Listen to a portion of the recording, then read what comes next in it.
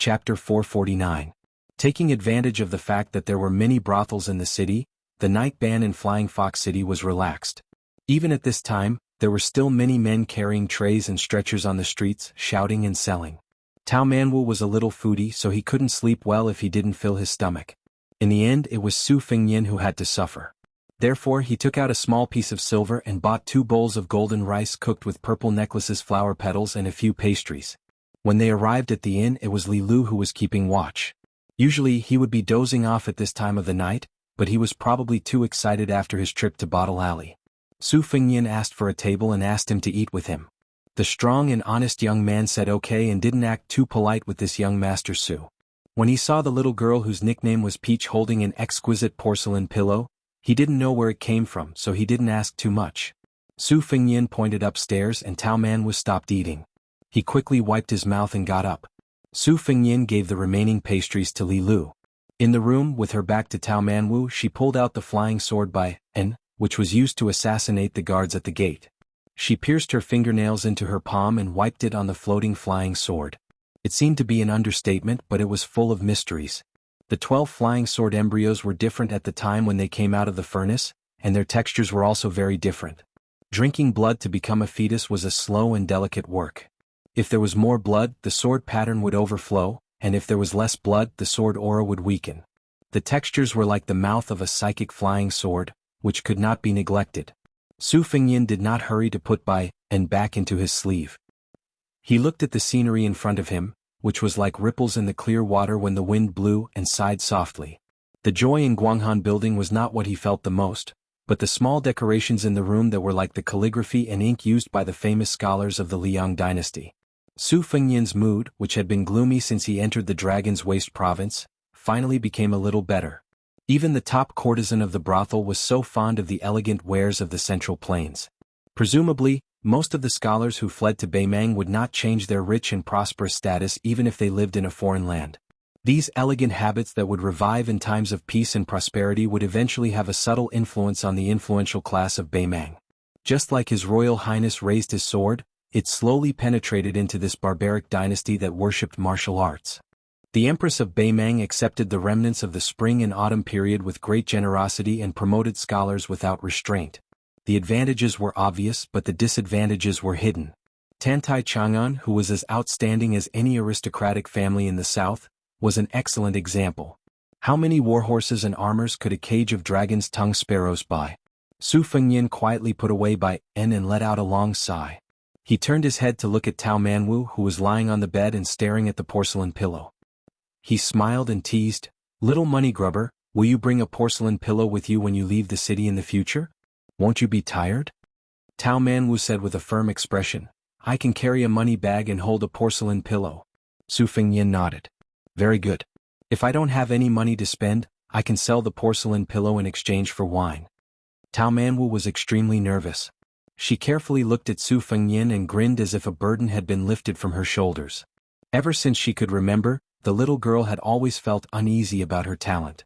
But at this moment she was complacent for the first time. Su Fengyan asked curiously, "You can see through people's hearts.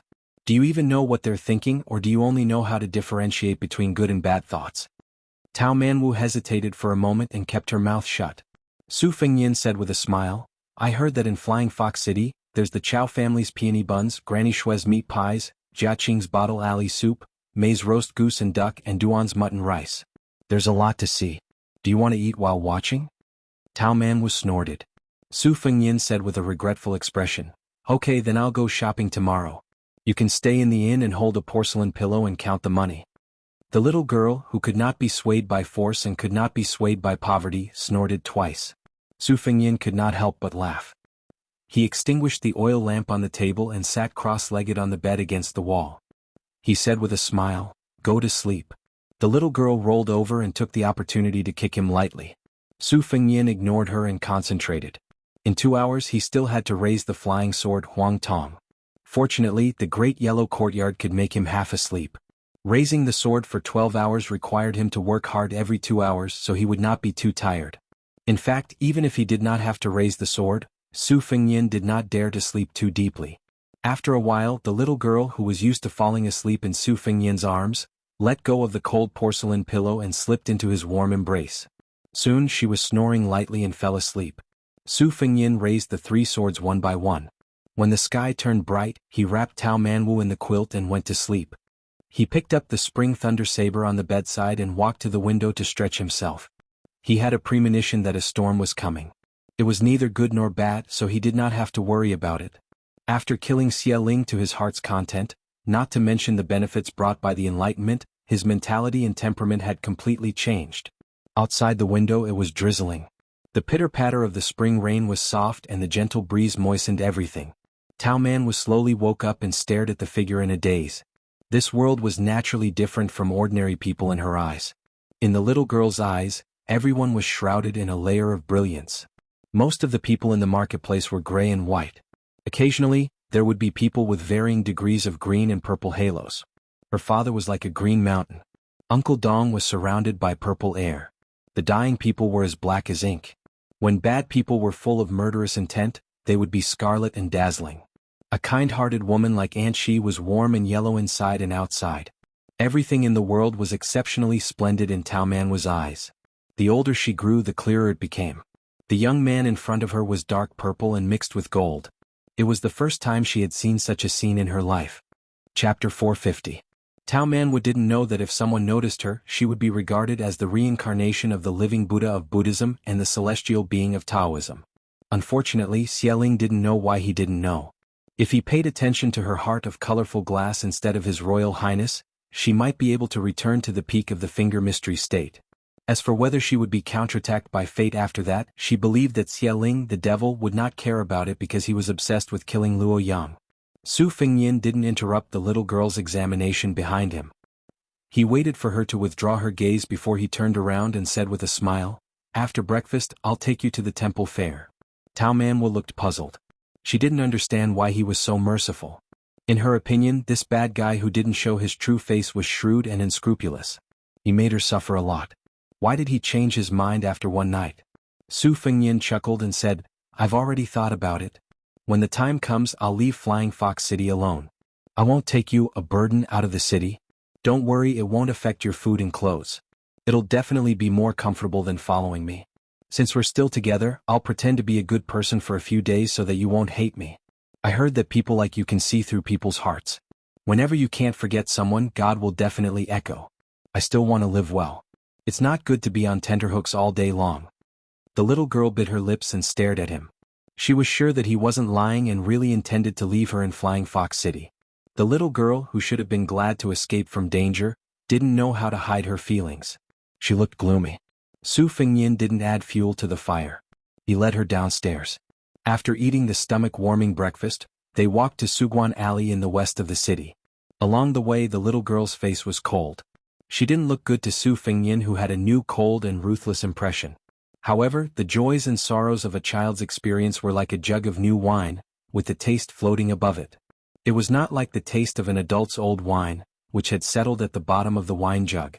If one did not drink it all, the spoon would not be clean. Su Fengyin used a stick of sugar-coated haws and a small lacquer box with a spider spinning web to make Tao Manwu happy. The box was named Qiqiao.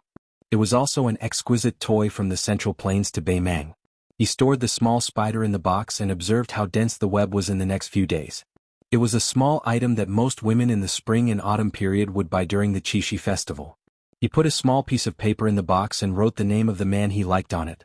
The spider silk was a red rope from the moon god, which was a good sign. If the web was dense and luxuriant, the woman would naturally be happy to see it. Su Fengyin's strides were big. After 2 trips, he was used to all kinds of performances and sales at temple fairs.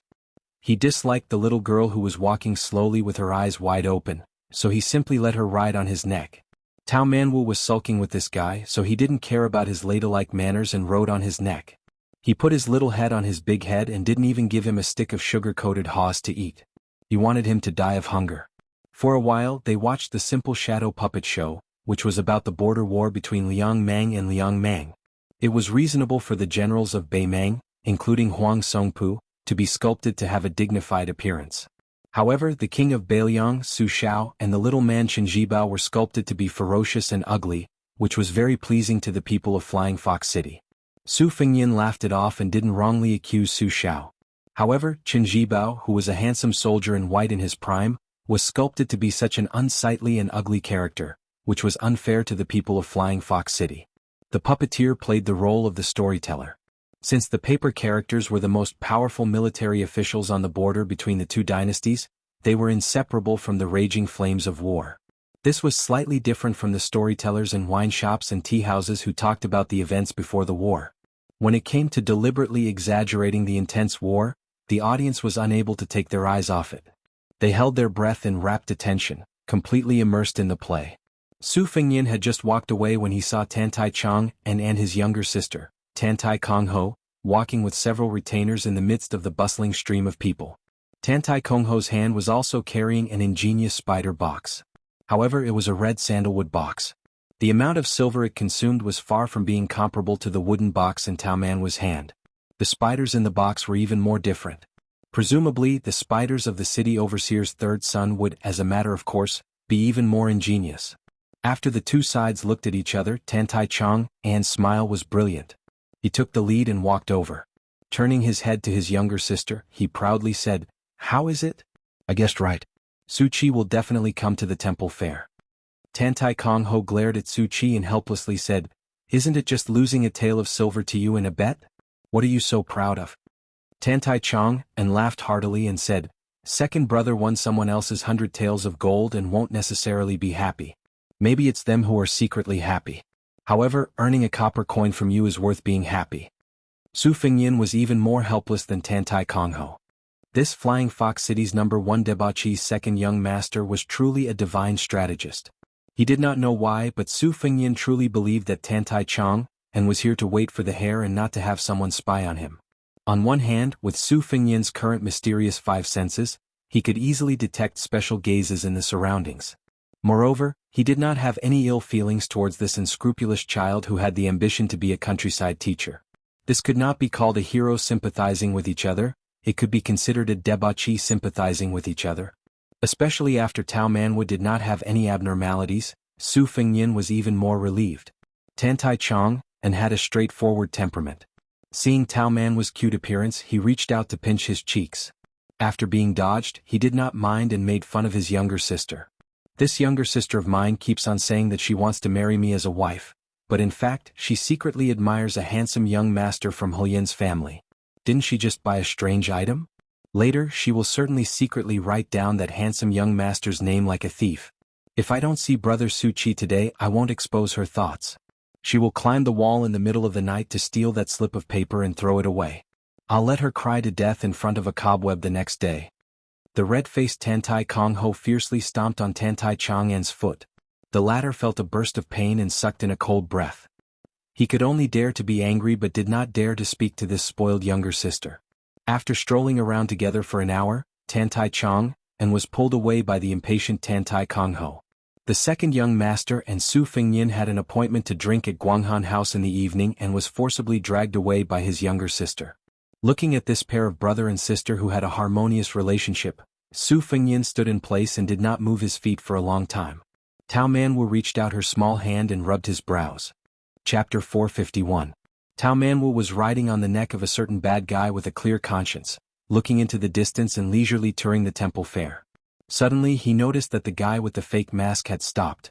Following his line of sight, he saw a skinny young lady standing in front of him, timidly handing out a thin brochure. Su Fengyin was stunned for a moment and took the brochure from the skinny young lady. This kind of brochure was a small trick used by storytellers to attract business. It roughly wrote a few sentences about the content of the story, whether it was about the Iron Horseman, the fireworks Fendai, or the ghost period. The fragrance of wine was afraid of the deep alley.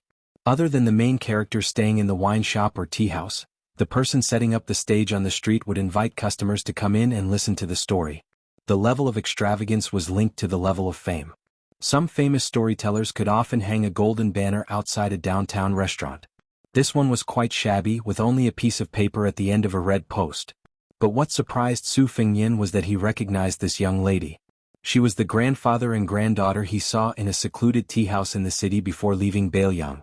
The old and blind storyteller was talking while drinking wine, and the young lady was holding a low-quality pipa. Su Fengyin was even more shocked when he saw what was written in the brochure. She dared to tell the story of the heir of Beiliang traveling thousands of miles in the city of Beimang? He looked around and quietly watched the young lady hand out more than a dozen brochures before following her into a relatively quiet tea house with Tao Manwu on his back. After sitting down, he ordered a pot of tea. Sure enough, he saw that there was an empty space in the center of the tea house. The blind old man habitually placed a bamboo board and a bowl of turbid wine on a small wooden stool. After his granddaughter handed over the simple brochure, she trotted to the old man, carefully picked up the pipa, and whispered a few words to her grandfather. Probably because the old man's story of His Royal Highness of Beiliang was too fresh and shocking, most of the brochures he handed out attracted real customers who were willing to pay for the tea. The owner of the tea house beamed with joy and was very satisfied with his vision and courage. The blind storyteller picked up the bowl and took a sip of wine to moisten his throat. He didn't get to the main topic but said in a clear voice, "Today I won't talk about the smoke powder of a man and a woman entangling together, nor will I talk about the spiritual monsters outside the human world. I'll just talk about the heir of Beiliang traveling thousands of miles with 2 swords at his waist. It's enough to make the officials laugh a little." When the old storyteller finished speaking, the young lady took advantage of the opportunity to play the pipa. The old man picked up the bowl and drank another mouthful of the strong wine rewarded by the owner of the tea house. He gently put it down, picked up the bamboo board and recited according to the rules, "Intelligence and cleverness are innate, ignorance and hedonism may not be true. Absurdity is only because the times have risen, war and war horses laugh deeply. The long river of 9 bends is shallower than the heart, 10 heavy armored horses are like thunder.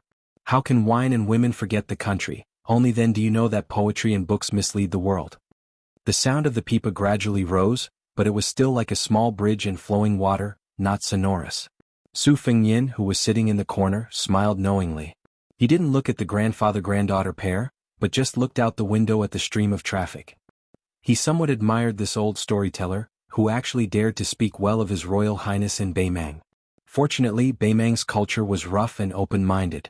There was no literary prison and very few people were convicted for speaking. Even if one criticized the government, it wasn't a big deal.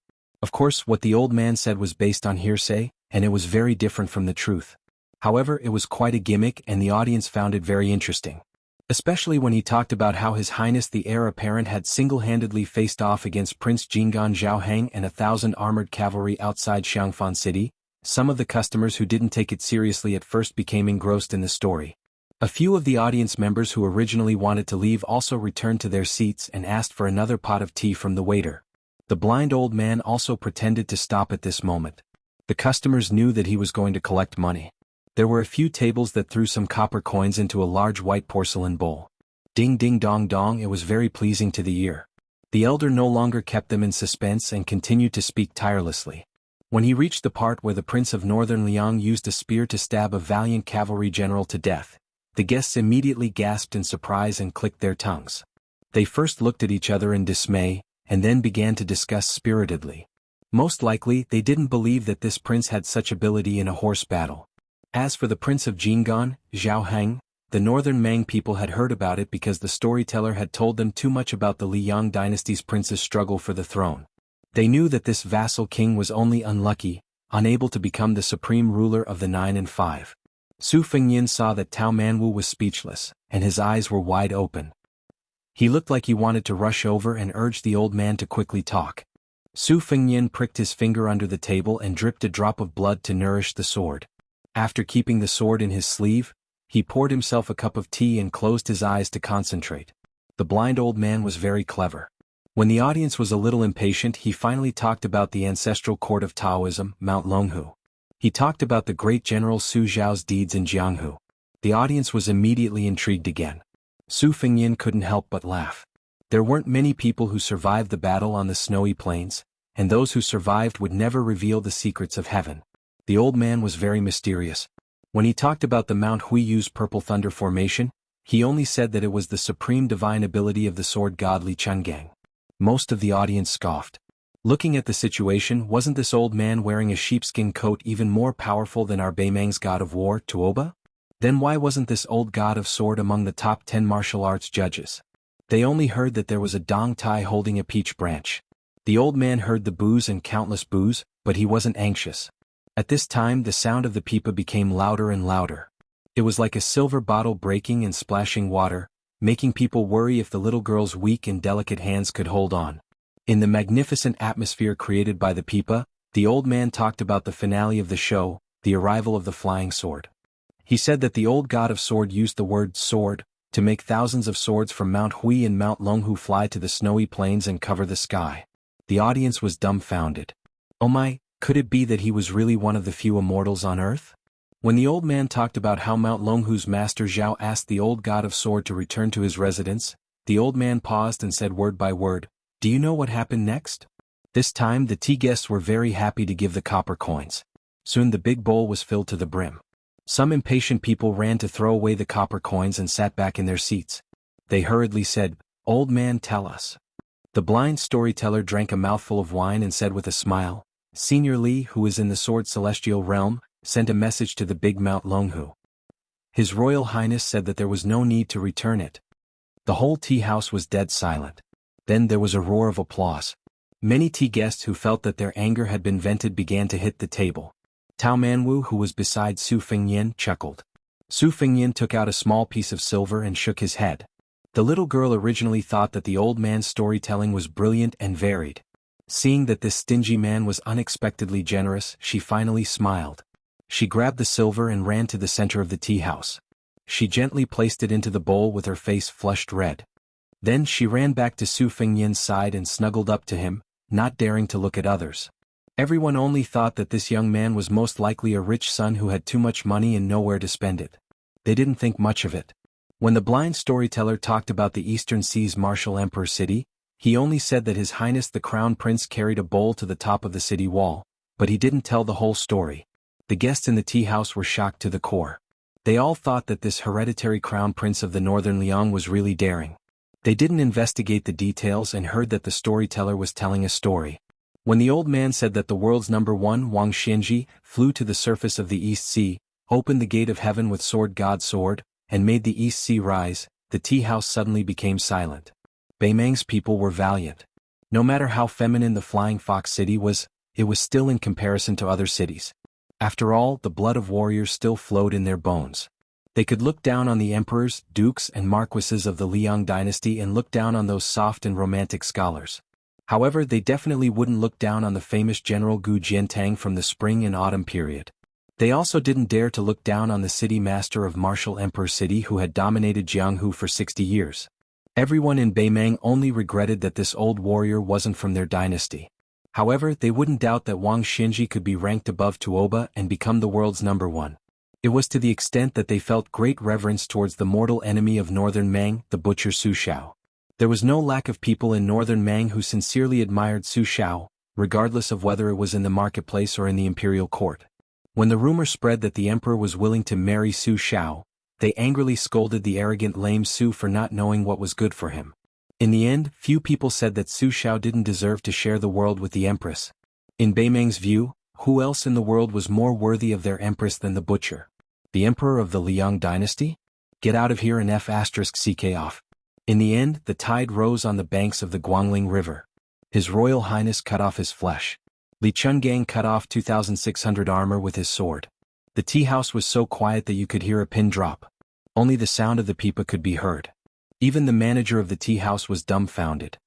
He slowly took out a few pieces of silver that hadn't even warmed up yet and had the waiter put them in his bowl.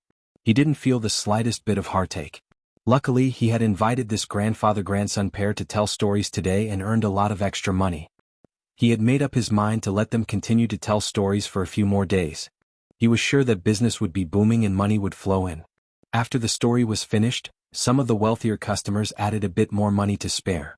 Su Fengyin patted Tao Manwu's little head and said with a smile, "Go, tell that sister who plays the pipa that I'm inviting them to tea." Chapter 452. Tao Manwu ran over cheerfully. The grandfather and grandson pair usually did not go through these formalities, but perhaps because they saw that the young lady was innocent and looked kind, and that the young master sitting by the window did not seem like a bad person, they agreed. Su Fengyin beckoned for the waiter and ordered a pot of good tea and wine. Tao Manwu sat beside Su Fengyin and looked at her sister with admiration. She had only learned the zither and knew nothing about the pipa. She only felt that this young lady was very impressive. The blind old man drank a mouthful of wine and took a sip, slowly savoring the aftertaste. A knowing smile appeared on his weathered face. "Thank you, young master, for the money and wine. It's a pity that this old man only knows how to tell stories and has no way of repaying you." Su Fengyan smiled. "I just thought that the stories were good to listen to and had some money on me. It wasn't easy for me to pass the time, so it's a pleasant surprise. Old sir, you don't have to take it to heart. Just treat it as meeting an old friend in a foreign land. It's normal for the one who has more money in his pocket to treat you to some wine." The old man laughed heartily. "That's true. Young master is magnanimous, so this old man can't be unreasonable. Come, let's have a toast.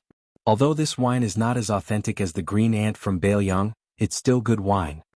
The two drank the wine in one gulp. As for the young and young ladies, they drank tea. The shopkeeper also gave them some cakes and fruits that did not cost much. They were also in a relaxed mood. Su Fengyan smiled and asked, "Old sir, aren't you afraid of getting into trouble by saying good things about the heir of Bailiang and Beimang?" The old storyteller shook his head. "What's there to be afraid of? In today's world, if you want to earn more money than your peers, you can't be afraid of trouble." Su Fengyan saw the scars on the back of the old man's hand as he held the bowl. He asked, "Old sir, were you once a soldier of Bailiang? The knife wound on the back of my hand was not light." The old man probably had a fiery temper when he was young. Now that he spoke without any scruples, he laughed straightforwardly. "Isn't that so? At that time, I was in so much pain that I almost cried for my parents. At that time, I had just joined the Northern Liang army and was laughed at by the old sergeant. Later on, I suffered more serious injuries, but I gritted my teeth and endured it. Now that I'm old, I really admire myself. However, young master might not know about the Northern Liang army at that time. Hey, if you didn't have any scars, how could you have the nerve to greet your fellow soldiers who killed people shoulder to shoulder? You would have been treated as a little girl. It's funny to say that after joining the army for a few years, I couldn't wait to be hacked a few more times. Before our old sergeant died, he said, 'Whoever wants to usurp my position, take off your clothes. Whoever has more scars than me will be the sergeant. In short, whoever has more heads than me will be the sergeant. In short, whoever has more heads than me will have to be the sergeant.'" Su Fengyan muttered, "Old sir, why did you say that you were in the Bailiang army back then?" The storyteller drank a mouthful of wine and hesitated for a moment. After taking another big gulp, he slowly smiled bitterly and said, "These words can only be said to an outsider like you, young master. It's not a secret and it's not a family scandal. Back then, our general defeated the Western Wall and destroyed the West Chu dynasty, which was almost as powerful as Liang at that time. Everyone in the Bailiang army was filled with resentment. They thought about how easy it was for those civil officials in the capital to talk. Even the old emperor was suspicious of the general. Why don't we just rebel? Let the great general be the emperor himself. The great general would sit on the dragon throne and wear the dragon robe. Who wouldn't be convinced? It's a pity that the general refused. In fact, it's not a big deal. For us old soldiers in Liaodong, as long as we serve the general, it's fine if we don't want to be the emperor." Later on, I followed him to Bailiang and the atmosphere changed. The general was still the general. No one complained, but the general was not a man with 4 heads and 6 arms. Some of the generals under him probably thought that the world was peaceful and that it was time for them to earn back their money. Later on, many civil officials who had never fought in wars also climbed up the ranks. This old man and some of my old brothers were disheartened, especially me. I was blind and didn't want to occupy the latrine pit and waste the rations of the Bailiang army. Seeing that the young master opposite him did not speak, the storyteller laughed and said, "Young master, don't think that the 300,000 cavalrymen of Bailiang are easy to deal with just because this old man nagged. Some of the officials are unreasonable, but the general is still the general. To tell you the truth, it may sound unpleasant to your ears. As long as the general is the king of Bailiang, you Beimang won't be able to take a single step south. If the general doesn't defeat the Beimang royal court, you should pray to Buddha." Su Fengyan smiled and said, "Drink." The blind storyteller raised his bowl and said, "Drink." The old man drank to his heart's content and muttered to himself, "The reason why I'm not dead yet is because I have to take care of this poor granddaughter of mine. Also, I'm afraid that the people of Bailiang will lose their morale. What if something happens to the general? What will happen to the 300,000 cavalrymen?"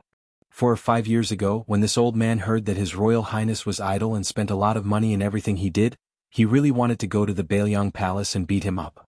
Only later did I find out that this was not the case.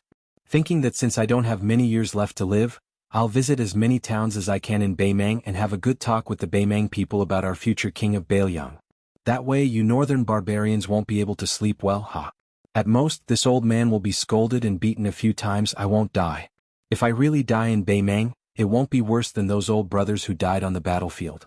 The old man came back to his senses and said with a guilty smile, "Young master from Flying Fox City, this old man is babbling nonsense. Please don't take it to heart.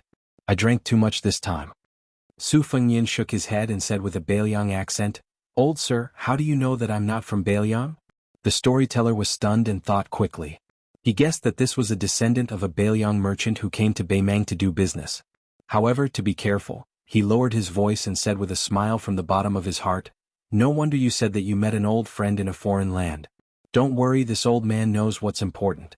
Today, I'll just treat it as drinking a pot of good wine with a young master from Flying Fox City." Su Fengyin said with a smile, "In the future, if this storyteller annoys the petty-minded Beimang people, you can scold the king of Beiliang and the crown prince of Beiliang. It doesn't matter. The world is big, but staying alive is the most important thing. Your granddaughter hasn't found a good man and is still relying on you to earn money." The storyteller shook his head and said, "What's there to scold? The great general has never done anything wrong in his life. If I scold the great general, I'll be rolled to death by the old Dekarches in the underworld. His Royal Highness can't bear to scold him. He was blind in the past and scolded him so much. If he scolded him one more time, I won't be able to die in peace. Since my granddaughter was born into the Song family, this is her life. There's nothing to complain about." The young lady holding the pipa smiled gently. She accepted her fate and was calm. Su Fengyin put down his wine cup and said softly, "Old sir, if you trust me, can you lend me your granddaughter's pipa to try playing? My second sister is especially good at martial pipa. I'm not as talented as her, but I've been influenced by her and know a thing or two. Maybe I can give you some simple insights." The old man said with a smile, "What's there to be reluctant about? You pass it to the young master." Su Fengyin smiled, "Miss, please pass me the zither wiping cloth as well." The young lady blushed and stood up. She carefully handed over her beloved pipa. After Su Fengyin carefully wiped the pipa, he sat upright and thought for a while. Then the 4 fingers of his right hand were lined up. From the zither string to the winding string, he quickly flicked it to the right. Then he withdrew 3 fingers and only used his right index finger to wind the string. The 3 strings of the old zither were played one after another. 1 stroke and 1 hook. The eyes of the young lady who had played the pipa for many years lit up. This pipa was only the lowest grade of whitewood pipa. Compared to those high-grade pipas made of red sandalwood, rosewood, and rosewood, it was far from being strong enough to reach 2 or 3 li away. Su Fengyin gently demonstrated the strokes one by one. Then he raised his head and smiled at the young lady standing next to him. For a whitewood pipa, the sound quality is considered good. If money allows, you can add a little glue. Old sir said that the content of the book is especially critical of the pipa's brittleness. Also, the first string is not far from breaking. But in my opinion, since you're playing the pipa for the audience to enjoy, breaking the strings is also a beautiful thing that everyone will be happy to see. There's no need to rush to change the first string. I'll tell you more about the Chow family's pipa techniques. You can remember as much as you can." One spoke, the other listened. The blind old man sipped his wine slowly and leisurely. After Su Fengyin finished teaching the Chow family's techniques, which were recognized as almost extinct, he stood up and bid farewell. Holding Tao Manwa's small hand, he left the tea house. The young lady took back the pipa and muttered, "Grandfather, who is this young master?" The old man drank the last mouthful of wine. His face was rosy and he smiled. "He's probably a good person I met by chance." The old storyteller might not know in his life that he had once spoken face-to-face with the king of Beiliang about Beiliang. Chapter 453. Tao Manwa's small head rested on top of Su Fengyin's large head as they returned to the inn together. It was better to be happy together than to be happy alone. The little lass was prepared to show the young lady the ingenious spider box in her hands, but she didn't expect that when she arrived at the entrance she would see a ruckus outside. There were many green-skinned scoundrels cursing outside, their mouths full of vulgar words. Shopkeeper's son was standing on the stairs, bowing and smiling apologetically to a burly man. The burly man secretly handed over a pouch of silver to the shopkeeper. His originally cold smile suddenly changed as he threw the pouch of silver onto the ground and punched the old man in the chest. Shopkeeper's son's wife and 2 daughters were hiding in the inn's entrance, crying endlessly. When they saw the pillar of their family being knocked to the ground, they were stunned and didn't dare to support him, fearing that they would provoke these vicious villains. Su Fengnian asked the bystanders around him, and only then did he know the general situation. Shopkeeper's son's wife and eldest daughter were sightseeing in the city's western district when they encountered a scoundrel who wanted to take advantage of women. His eldest daughter's skin was thin and her temper was fierce, so when her bottom was touched, she immediately slapped him. The green-skinned scoundrel was thin and weak, so he didn't expect the young lady to be so fierce. After being slapped to the ground, he lost face. Seeing that she was an unfamiliar face, he didn't dare to act on the spot. He called a few of his idle neighbors and followed her to the Eastern District restaurant. After arguing with the local hoodlums, they found out that shopkeeper's son didn't have any backing. Thus, they called a big brother from the underworld and called over 20 of their friends to kill him. They were determined to cut off a large amount of fat from shopkeeper's son's body. How could 7 or 8 taels of silver enter their eyes? After shopkeeper's son earned some money, he didn't have to worry about food or clothing. He had read a few books, so he had a scholarly air. He wanted to save face, so when he was hit by a single punch, the pain was secondary. In the eyes of his neighbors, he felt even more embarrassed. Especially when the 3 women in his house saw this, he felt even more aggrieved. He crawled up and picked up a wooden stool, wanting to fight the hoodlums to the death. The leader of the group, the green-skinned scoundrel, had practiced martial arts for many years. He had a lot of skills, so why would he care about a wooden stool?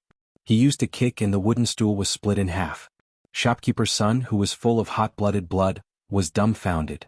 Just as he was hesitating whether or not to go to the kitchen and get a kitchen knife, a skinny scoundrel sneaked up behind him and kicked him in the butt, causing him to fall flat on his face. The skinny scoundrel's cheekbones were prominent, and his eyes were small and deep. Usually when the gangs fought, they would use their mouths instead of their hands. He felt that this sneak attack was quite heroic, but it was a pity that he stretched his leg too far, causing his leg to cramp. He could only limp to the side, which attracted a lot of ridicule. The skinny scoundrel was about to flip out, but from the corner of his eyes, he saw that the leader of the gang, who had stolen the limelight, was frowning. He immediately shut his mouth and retreated to the side. Su Fengnian put down Tao Manwu and walked to the green-skinned scoundrel while holding his hand.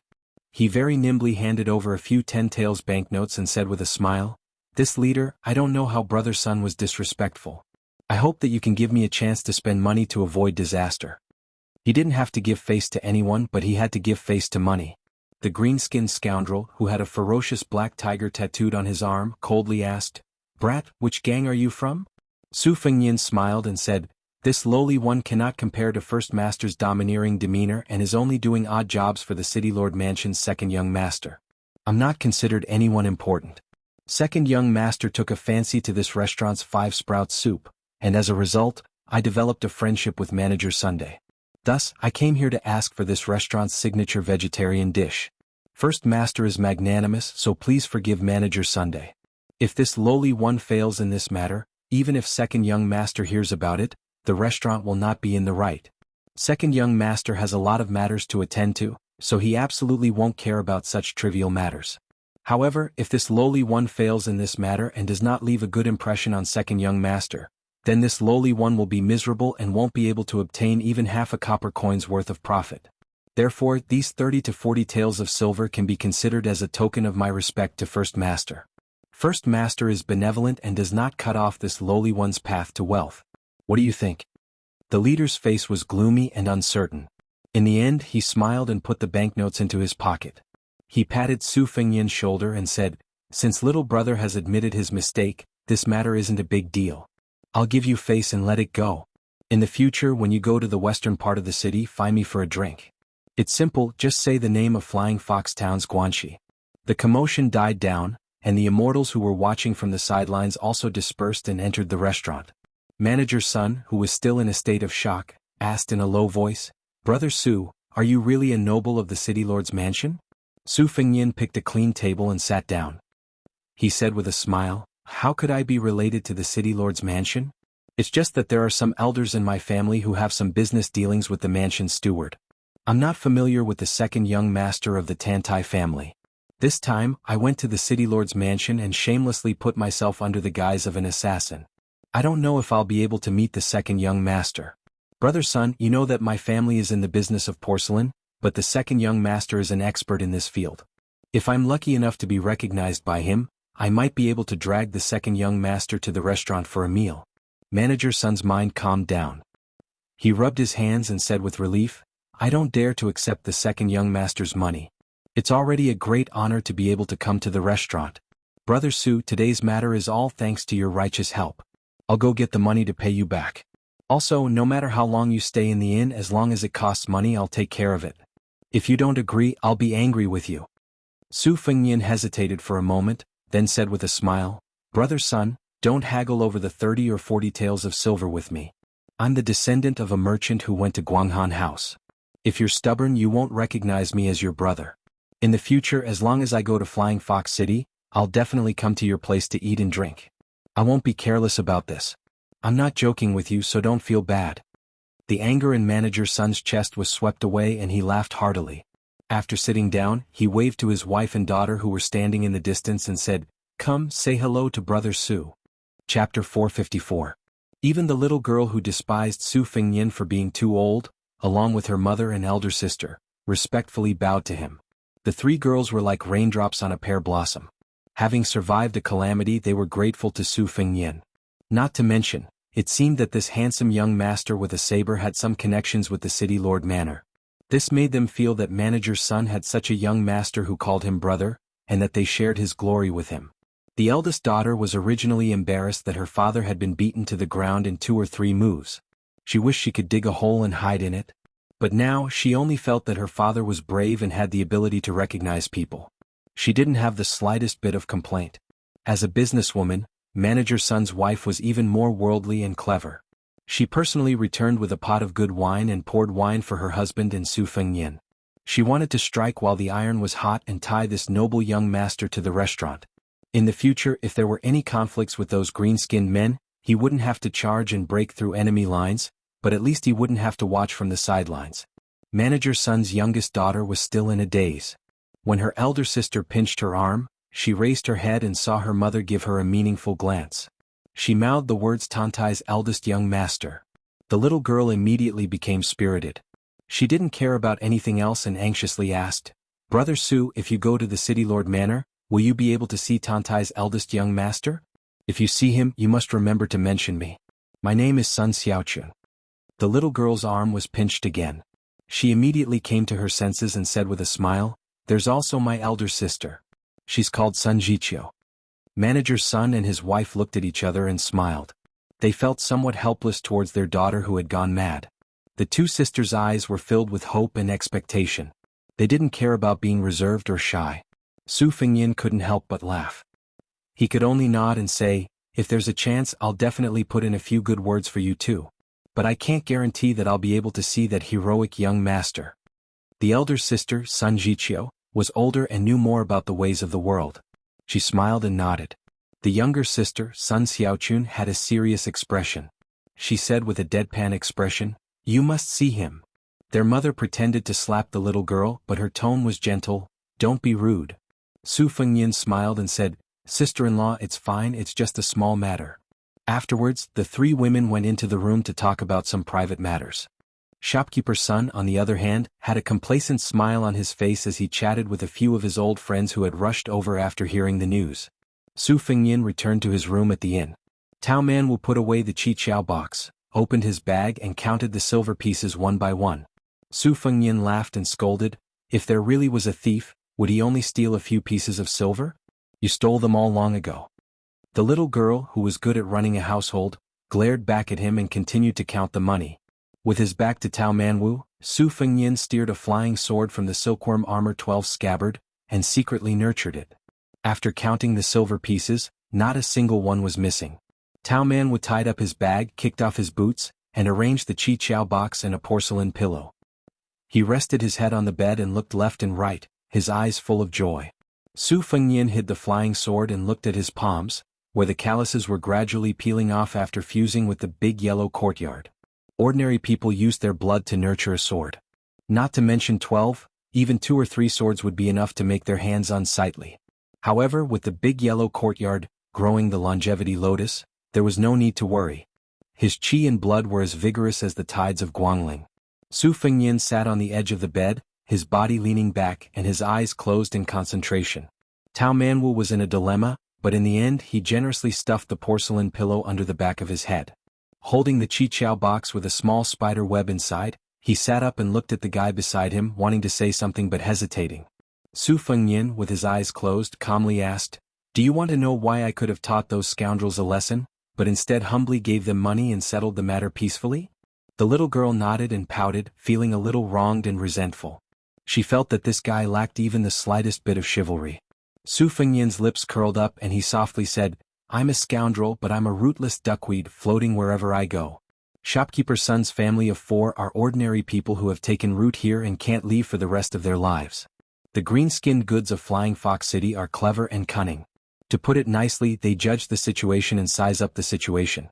To put it bluntly, they bully the weak and fear the strong. Unless I kill them once, they won't let Shopkeeper's son off easily. But I have a private matter to attend to, and I also have a burden like you who can only help me carry the money. I can't possibly fight over such a small matter. In the end, each family's misfortune and fortune will be their own. Today, I only helped because of the pot of tea and because I was afraid that I would have to go through the trouble of moving to another place. Otherwise, with my fickle personality, I wouldn't have bothered to pretend to be a good person. This is called, each family sweeps the snow in front of their own door, ignoring the frost on the roof of others' roof. If you want to find a hero who can help those in distress to travel the Jianghu with you, then I'm sorry, little girl. I'm sure I'll disappoint you."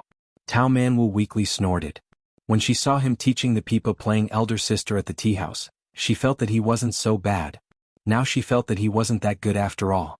Su Fengnian held the little girl's arm and quietly unblocked her acupuncture points. He sarcastically said, "Good people have good karma. That's just a saying that people are afraid of disaster. In fact, not many people are willing to be good people. Generally speaking, good people don't have good karma. It's just that no one has the opportunity to let you know." Tao Manwu only felt that her arm was hot. It wasn't comfortable or uncomfortable, so she endured it. Su Fengnian calmly said, "Change your arm." She turned around and stretched out her arm. After Su Fengnian succeeded, he teased, "They all say that men and women shouldn't touch each other. You don't have any shame." Tao Manwu ignored this and sighed like an old man. She bit her lip and said, "Uncle Dong said that a country's weapon should not be shown to others.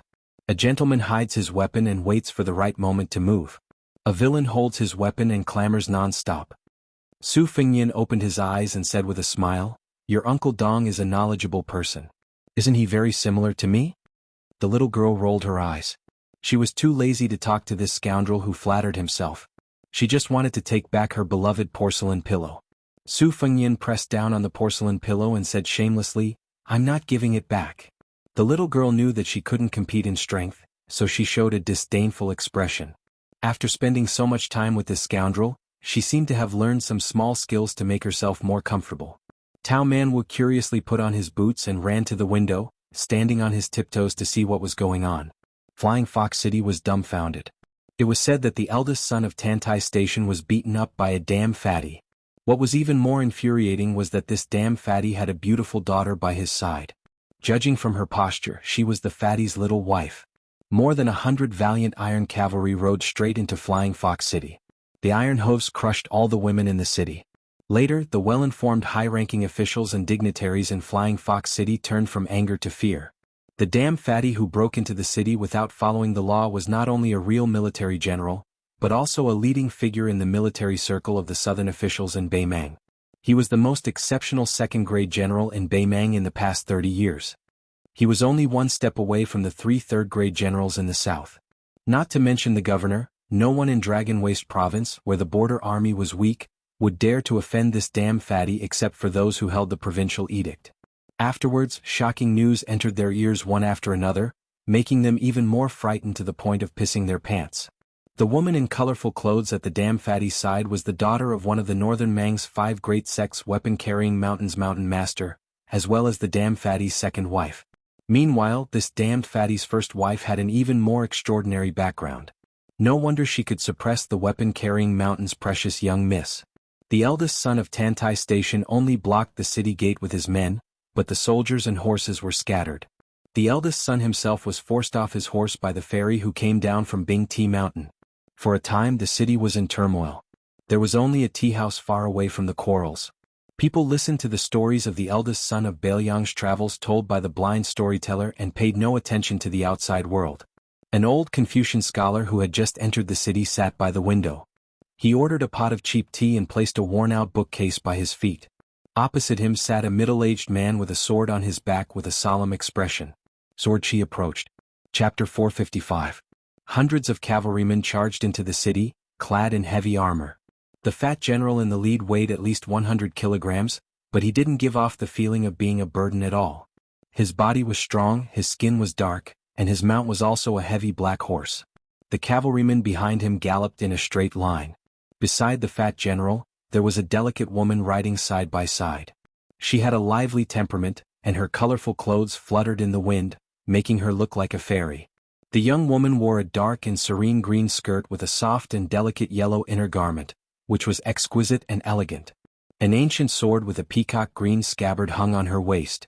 Even when she galloped with the Baimang's No. 1 cavalryman, she didn't look like a vase at all, which made the fat general's personal cavalryman look even more majestic. The Baimang dynasty had a vast territory, but ever since the Liang dynasty unified the spring and autumn period, it had launched 6 grand wars with all its might, but only one of them involved the central line of the Dragon Waste state. The main battlefields were the eastern line of the 2 Liao provinces, and the western line of the Baimang Gusai province and the Liang Liangzhou province, which was 100 steps away from Flying Fox City. The fat man slowed down his horse and looked up at the hanging sword pavilion. The travel-worn fat man spat out a mouthful of thick phlegm and cursed in a low voice. The cavalrymen behind him moved as if they were one person, and the distance between the horse's legs didn't change because of the slow speed. The fat man's surname was Dong. His father was a scholar left behind by the spring and autumn period, and his mother was a girl from a small family in Baimang.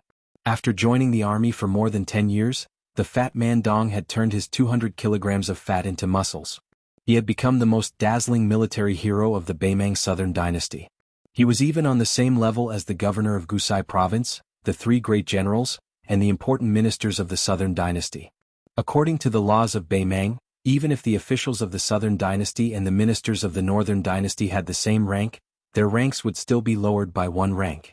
Only the nobles of the Southern Dynasty who had been specially rewarded by the Empress of Baimang could have their ranks increased by half a rank. This fat man was the only person in the Baimang dynasty who had been specially rewarded by the Empress of Baimang. Therefore, even though he was supposed to be a rank 4 general, his military power had risen to rank 2. The 3 great generals of the Western Front, Huang Songpu, Lu Gue Yang Yuanzan, and Gusai Jinsi, who could make the border tremble with just a sneeze, had all been cursed by this fat man.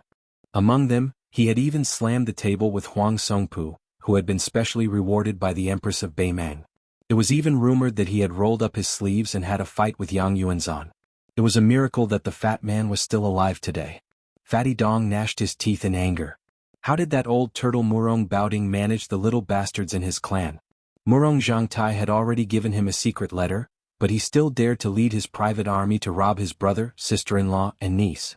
Did he really think that he could sit back and relax just because he was ranked 9th on the martial roll? Putting aside the murder of his sister-in-law, if anything happened to his niece, who he regarded as his own daughter, then this old man would fight with Murong Baoding to death for the rest of his life. If any of the descendants of Murong Baoding's branch came to Gusai province to steal military merits in the future, then I'll make sure to beat them up so badly that even their parents wouldn't be able to recognize them when they crawled back home. Along the way as they approached Flying Fox City, there were already several groups of scouts roaming around and spying on them from half a li away. Fatty Dong did not pay any attention to them at all. With these guys' horsemanship and combat strength, any one of the cavalrymen behind him could easily shoot them down. In terms of the killing ability of the horse bars and the scouts, only the white horse wandering crossbows trained by Qin Jibao could compare with his crowbars. Politeness demands reciprocity. After so many years of fighting to the death with real swords and spears, the odds of victory and defeat were always 50-50. Fatty Dong grinned, which made him look even more sinister. He knew that he wasn't a romantic, elegant, and kind person. Before he joined the army, the children in the neighborhood would be scared and cry when they saw him. Other than men who had similar interests, he hadn't been liked by many women or children in his life. Therefore, whenever he met a woman, Fatty Dong would cherish her very much. There were only 2 women, and both of them had become his wives. The outside world said that Fatty Dong treated both the first and second wives equally. Anyway, the one who became the official daughter-in-law of the Dong family first would be the first daughter-in-law, and the one who married into the family later would be the second daughter-in-law. This was called first come, first served. Anyway, this old man didn't like to be reasonable. The one beside me was the sweetheart of that old man, Bubang Shan. Wasn't she also taken home by me? Every 2 or 3 days, that old fellow disdained my martial prowess as unsightly. Motherf asterisk her, what the hell do you know about the art of war? The pinnacle of martial prowess is no more than fighting 1,000 men. This old man is a match for 10,000 men. I've long disliked you, old man. Don't rely on your father-in-law's status as a martial grandmaster to make a ruckus. This old man respects the old and loves the young. I won't bicker with you. At most, I'll just pat your butt and turn around to tidy up your daughter in the middle of the night. This is called everything has its vanquisher. When the woman beside Fatty Dong saw that all too familiar smiling face, she helplessly said, Husband, are you up to no good again? Who's going to suffer this time? The damned Fatty laughed and said, Your husband has always won people over with virtue and has always been kind to others. The beautiful woman with wide sleeves that fluttered like an immortal from the heavens wrinkled her brows. You like that Tao man with so much? In the future you probably won't be so nervous about the children of me and that person, right? Fatty Dong chuckled and said, You're treating me like an outsider. Tao Manwu is the only child that your husband truly likes in this life. He's also eldest brother's orphan. What's wrong with feeling a little heartache? It's fine if you don't get along with the princess of Great Yong. It's normal for women to be jealous. But it's not good for you to be blindly jealous of a child. If there's no one around, your husband will have to serve you according to the family rules and spank your butt. The woman whose father was the mountain chieftain of Mount Banbing originally wanted to snort coldly to express her slight dissatisfaction. However, she saw that he had been rushing day and night, resting every day only because he was exhausted and had no choice but to take a nap. Wiping his face with a wet cloth could wipe away several layers of dust, and his lips had long since become chapped and dripping with blood. In order to find that young niece of his who had gone missing from the Duckhead Green Inn, he had mobilized almost all of his connections and resources to rely on the bits and pieces of information that he had found, desperately chasing after clues. This was the first time she had seen him muster such an unscrupulous force other than fighting wars and abducting wives. Seeing his thin and sunken cheeks, her heart softened, and she couldn't bear to use words to oppose him. She changed the topic. Seeing the soldiers in armor outside the city gates, she narrowed her eyes and softly asked, Isn't Tantai Zhangping your good brother in private? Why did he obstruct you? Chapter 456. Fatty Dong yawned. He was very familiar with digging holes for the border generals and not burying them. Maybe it would take a few years for them to realize what had happened. If they wanted to scold this sinister and cunning Fatty again, they would not have the heart to do so. However, Fatty Dong had always been honest with his wife. He explained, If Changping was an official in the Southern Dynasty, it would be a good thing to be close to me. But if he went to the imperial tent and flirted with me again, His Majesty the Emperor wouldn't mind, but the Yelu and Murong families would gossip. It would not be a good thing after all. I might as well use a trick that could not fool the old fox but could fool many idiots. At least everyone's face would be okay. At the same time, I would let the North know that there was a young man in Flying Fox City who dared to compete with Fatty Dong. The position of Prince Chuan would be set in stone. You've been spoiled by your father. You don't like to use your brain and are much more stupid than her. Wife, don't glare at me. I know that your eyes are beautiful. Back then, I was mesmerized by your gaze and lost my soul. Besides, it's good to be stupid. Everyone is as smart as her. As her husband, I am tired. It's better to be stupid. Let me give you an example. Let me say this first. It's just a big example. My husband and his brothers went to a brothel to drink wine. When he returned home, she smelled the wine and wanted him to kneel on a washboard. You, on the other hand, were happy with the rouge your husband bought.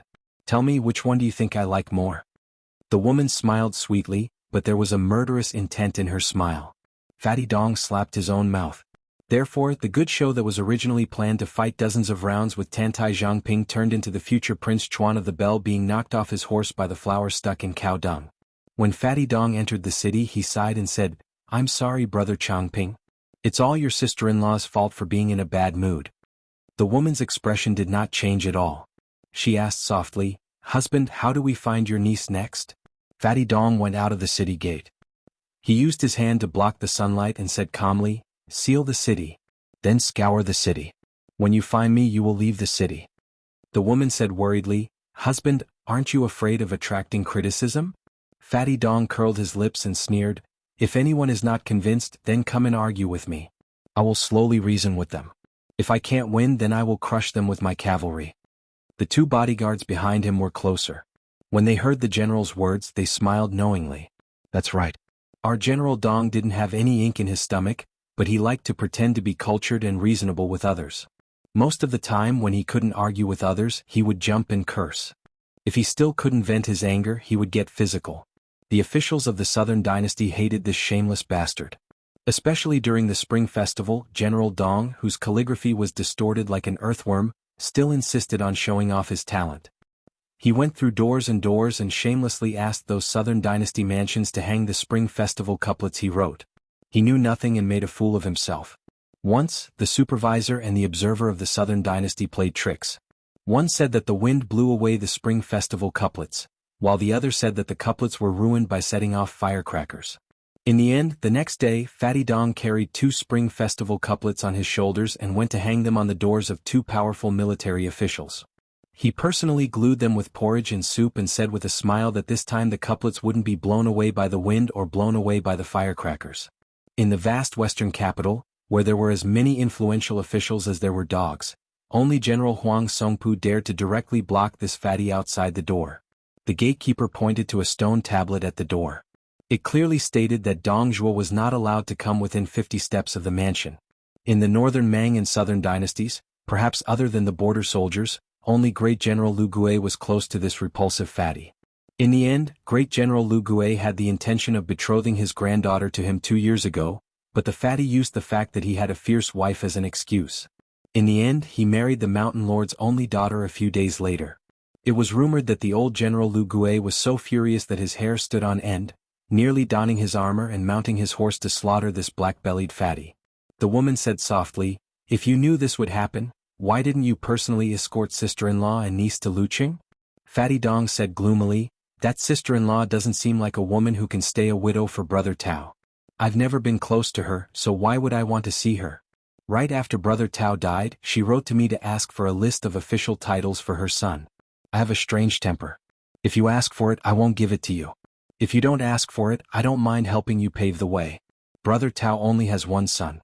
If she raises him, sooner or later he'll become a playboy who eats, drinks and plays. He's not promising at all.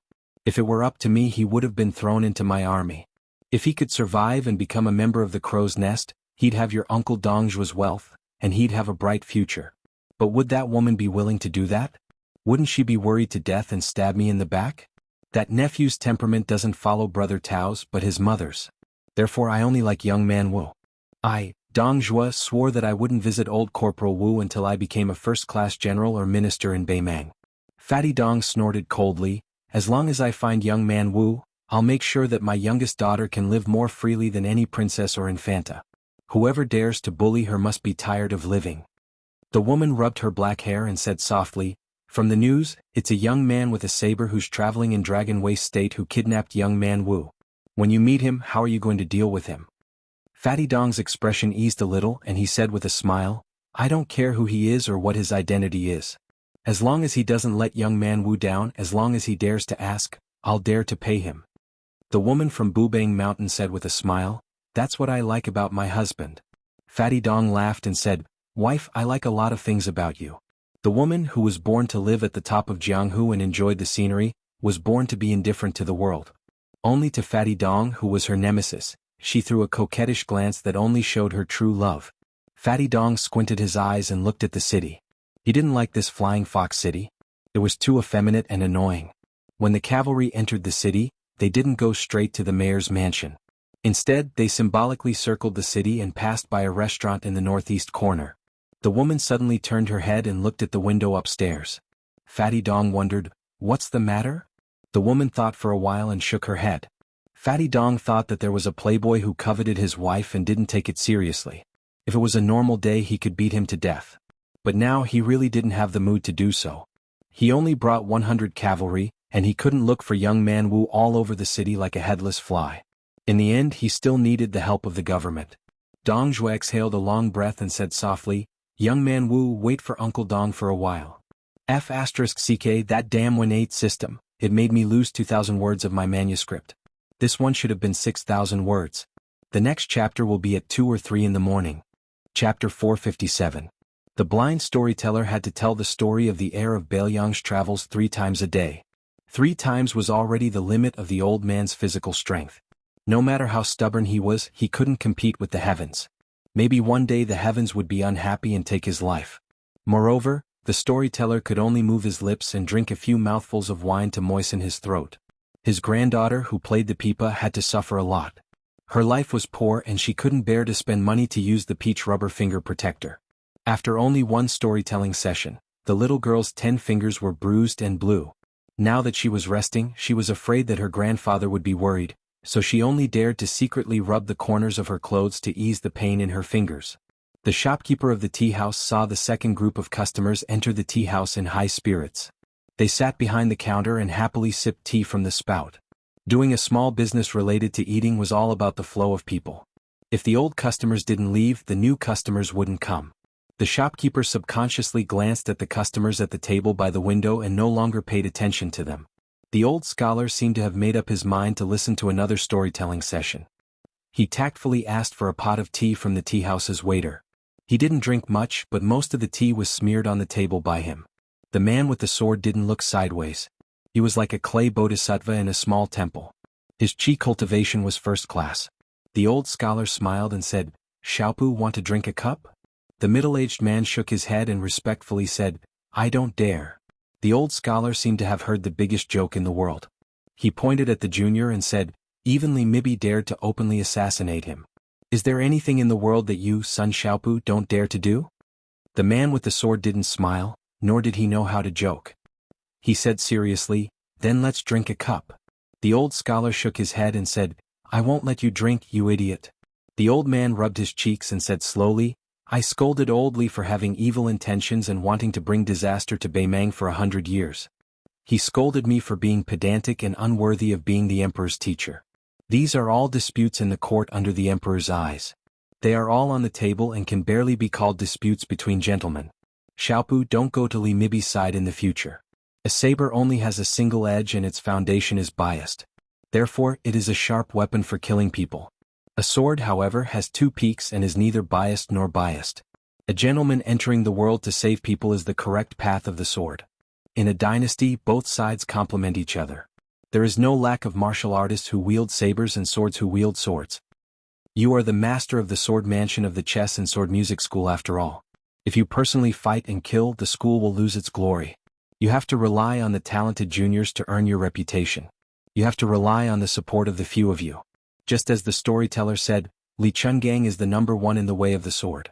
In my opinion, this sword god's sheathed sword has thousands of sword wills in his heart even if he doesn't draw his sword. He is far more perfect than the 2-sleeved green snake and the sword that opens the gate of heaven.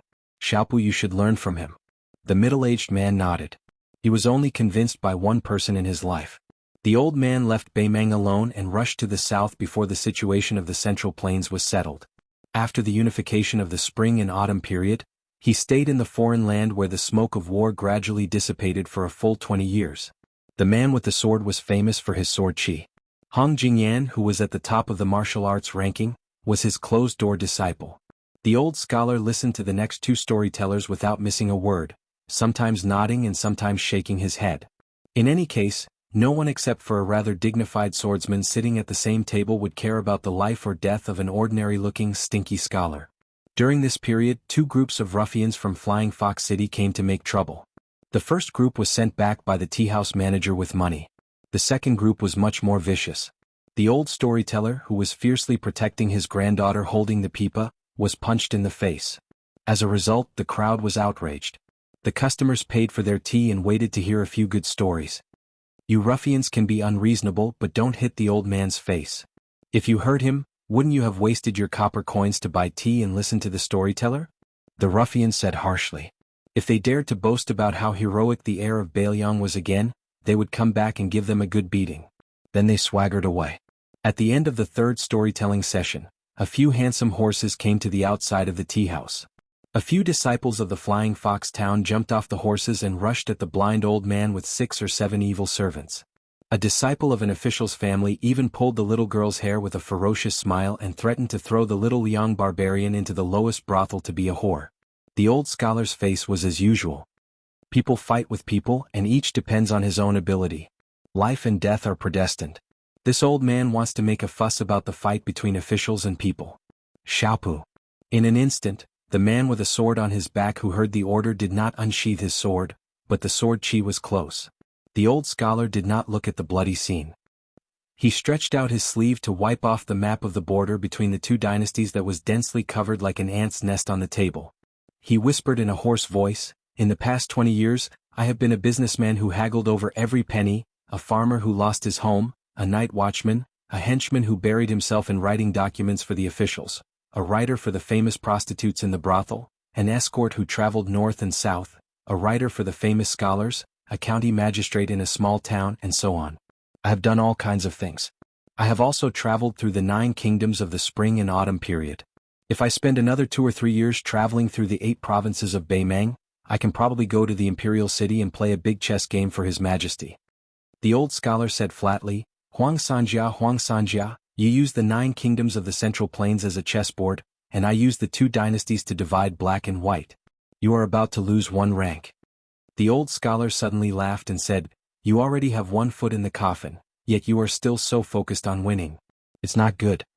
In the inn, Su Fengyan saw Tao Manwu, who had just stood on tiptoe to look outside the window, suddenly shrink back as if she had seen a ghost in broad daylight. She trotted to the bedside, took off her boots and jumped to his side. She hugged the strange box with a complicated expression on her little face. Su Fengyan joked, "What? You didn't really see your Uncle Dong, did you? That doesn't make sense. If it were me, I would have already shouted and jumped down the stairs." The little girl raised the box in her hand and tilted her head.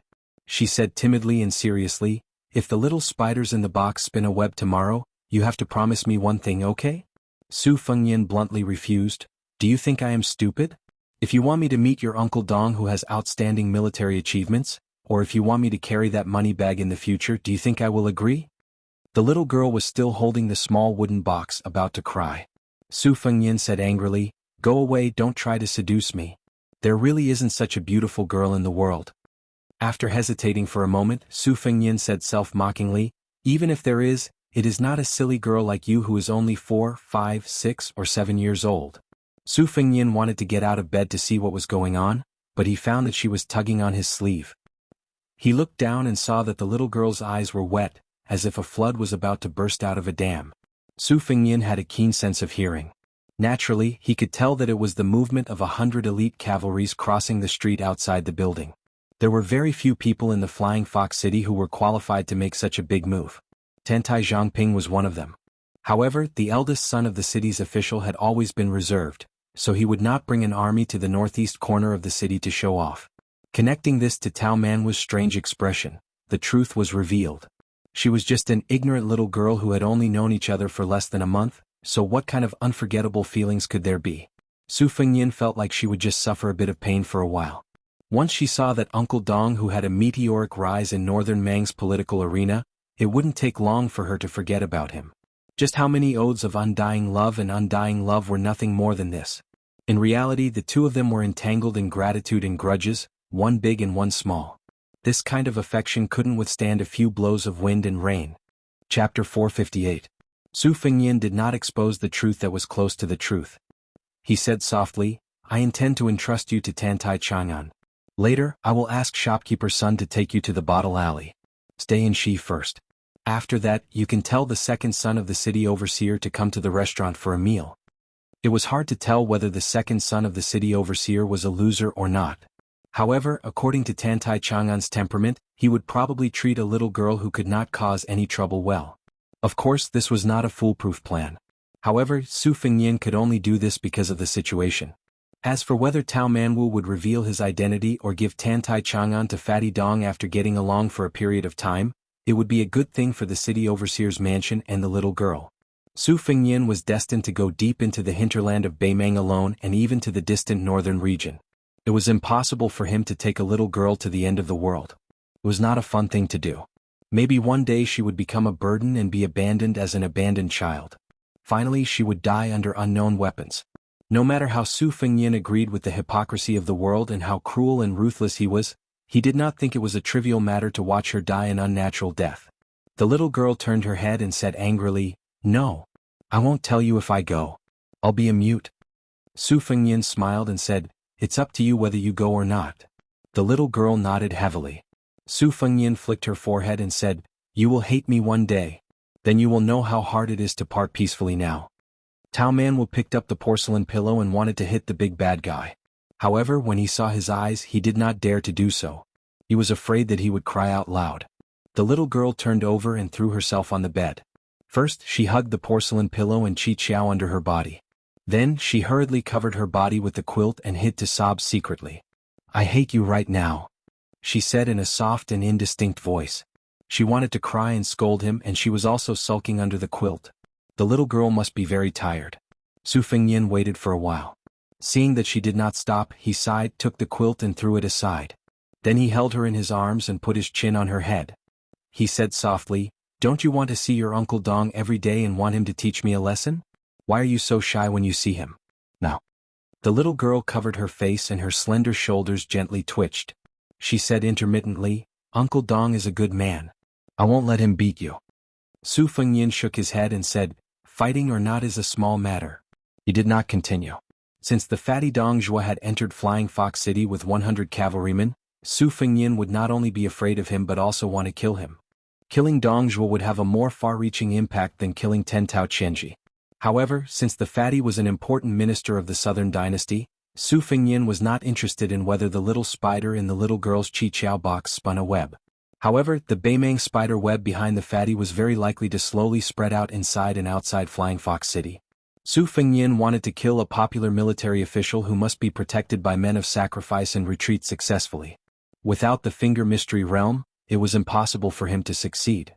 Thinking of this, Su Fengnian felt a little guilty. What did the little girl do in her last life to meet him in this life? Tao Manwu said softly, "My father said that if a deserter on the battlefield, he would be beheaded." Su Fengnian pinched her cheek and spat, "Don't say such unlucky things." After a long silence, Tao Manwu cried until she had no strength left. She clutched the sleeves of the big bad guy, afraid that he would leave. Su Fengnian looked at the bag of money on the table and said while rubbing his forehead, Okay. I owe you this. Our Taozi is so beautiful.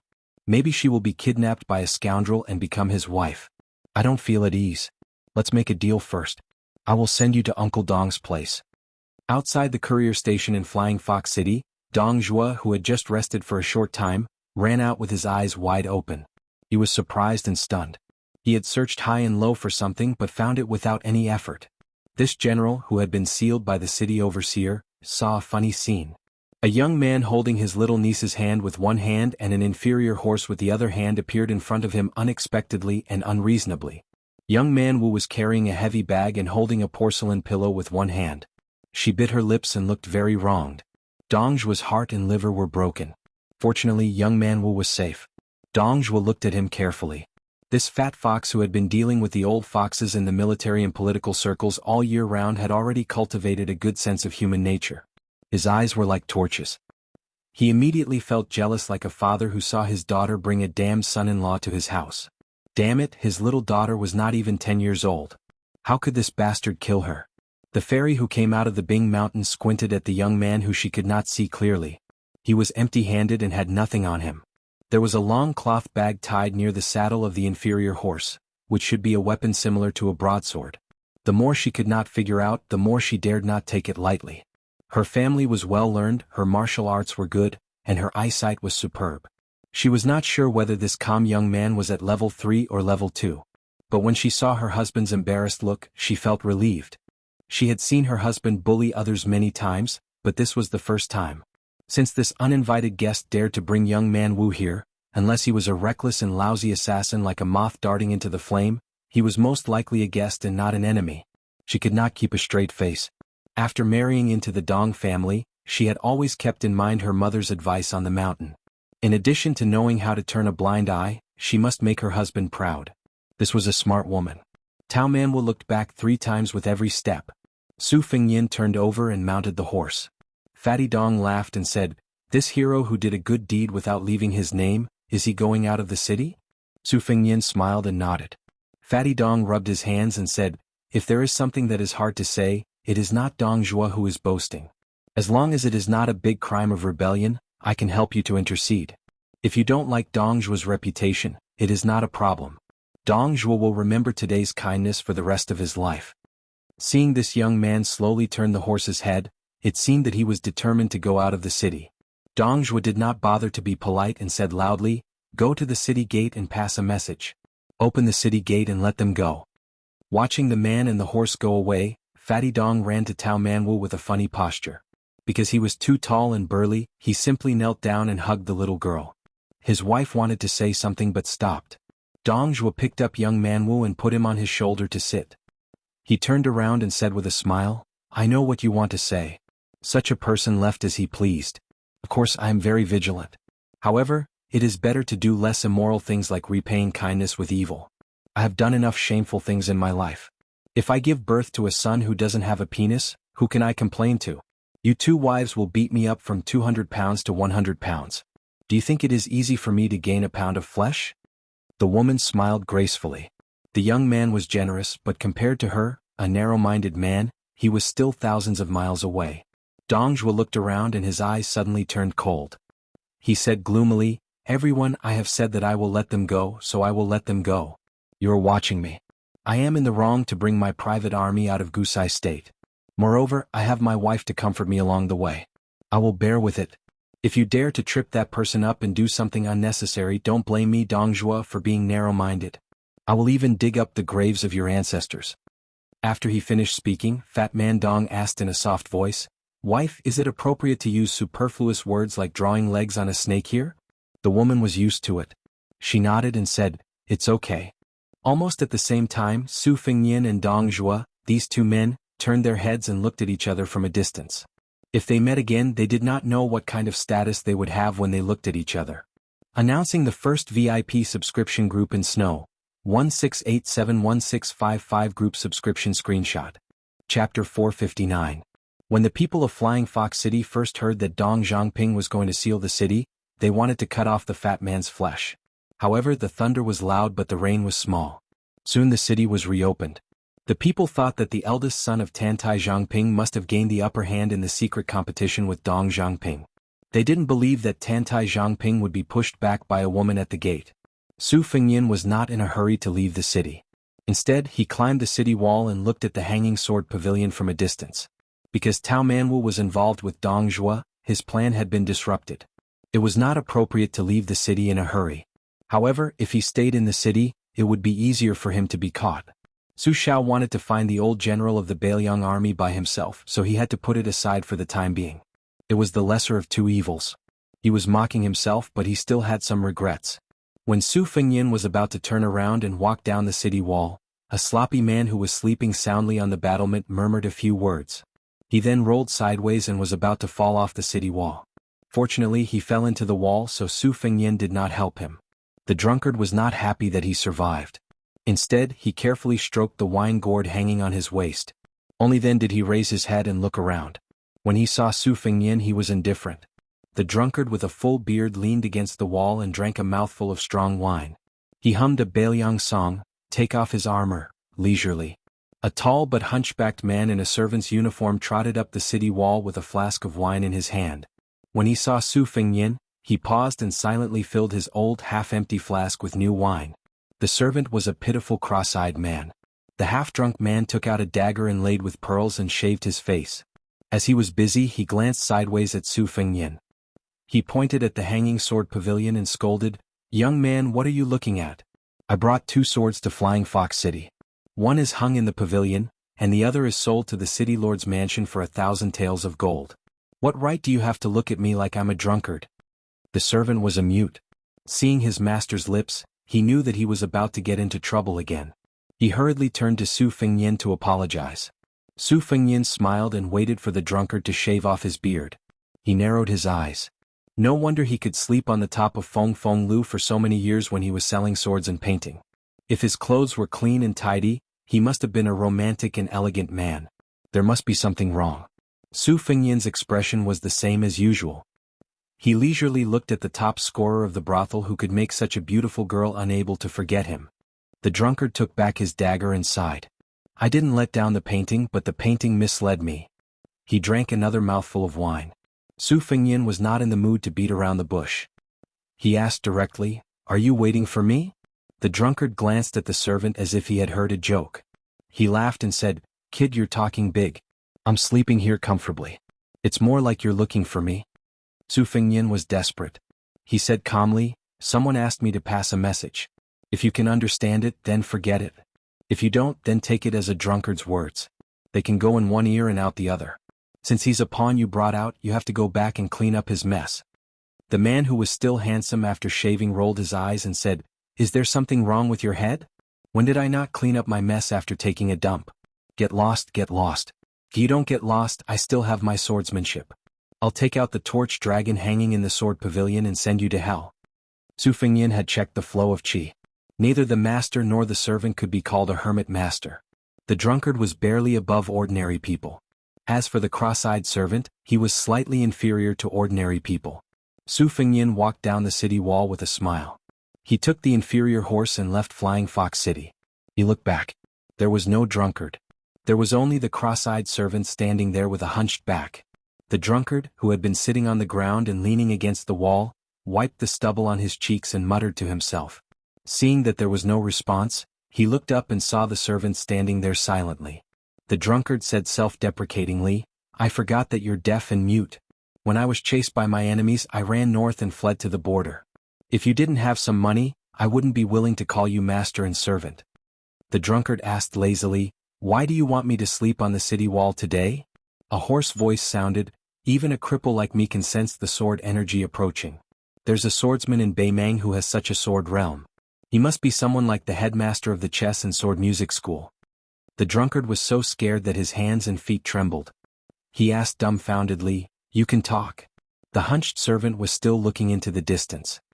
He reached out to touch his face and said calmly, It's just a self-sealing acupoint. It's the best withered sword technique of the Wu family. Years ago, I had a sword competition with Li Chenggang.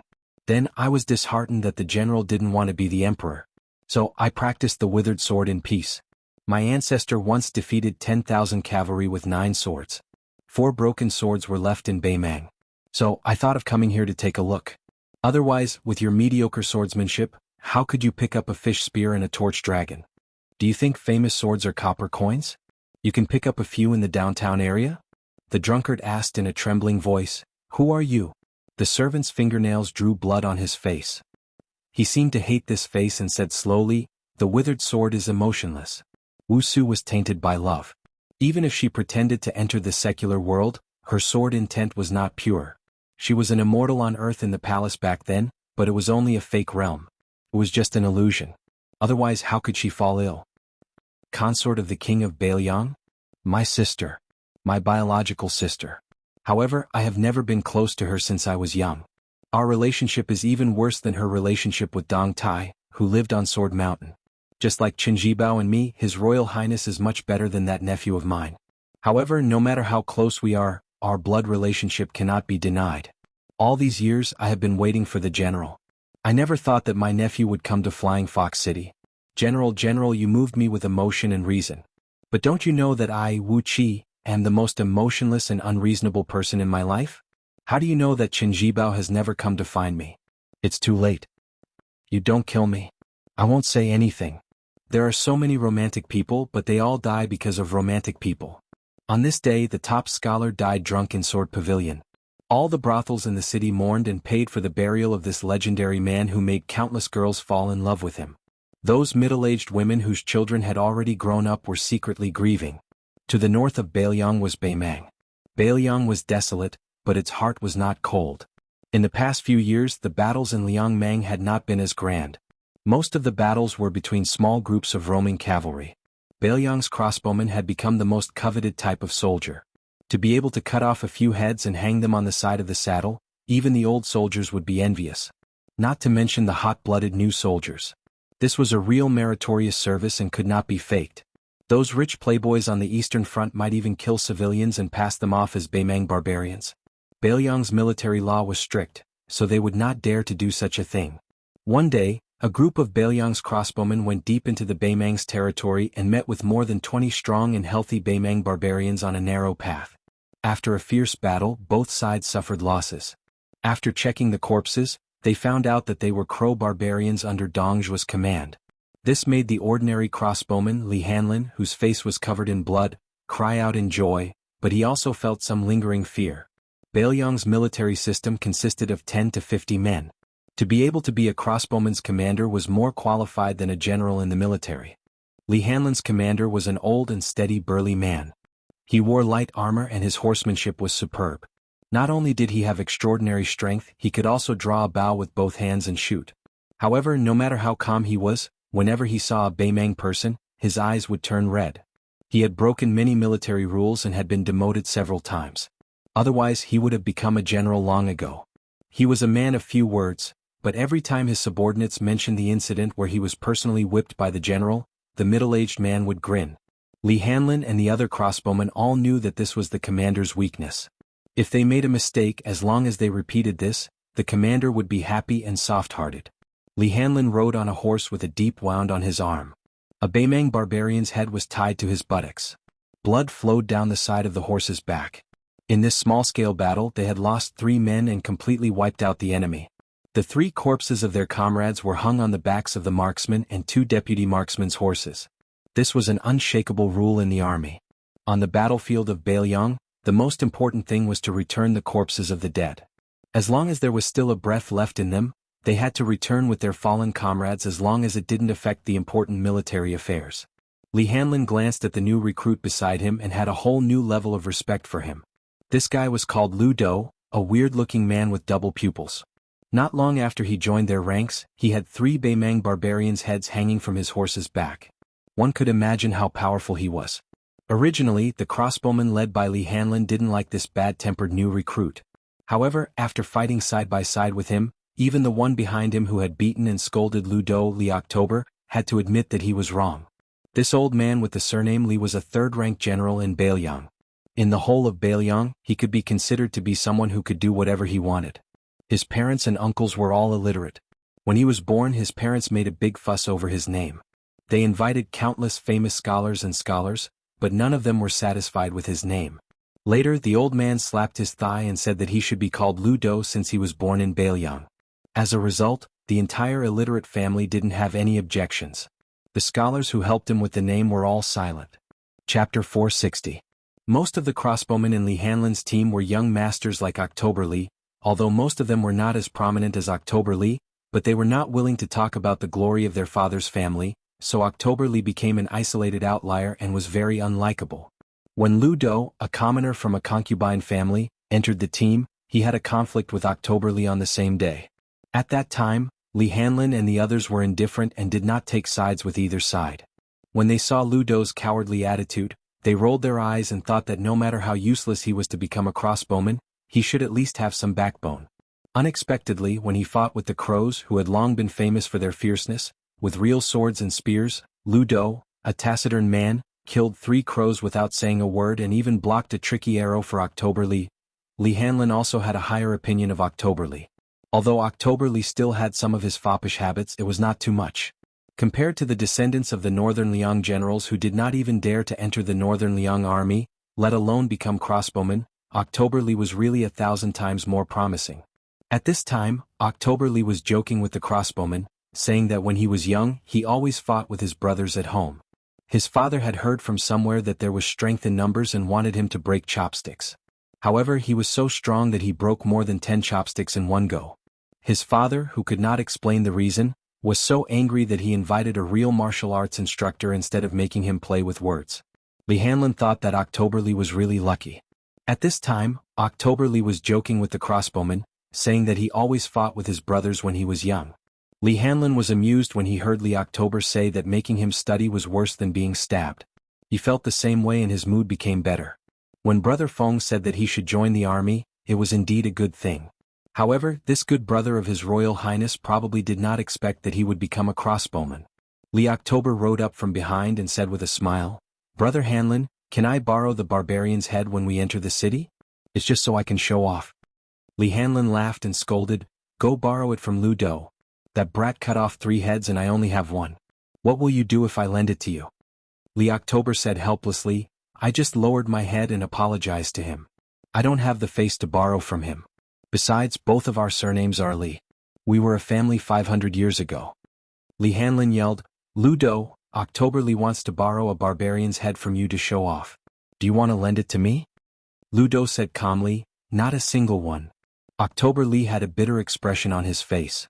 Even the bid leaders and deputy bid leaders burst into laughter. The corners of Lu Do's mouth twitched as he said indifferently, I'll lend you two. October Li turned his horse around and wanted to hug this cold-faced but warm-hearted guy. Lu Do, you'll be my brother after this. When we reach Lingzhou, I'll take you to visit all the brothels. Li Hanlin teased, what's the big deal about visiting a brothel? Don't you have a younger sister who's always praised as a captivating beauty?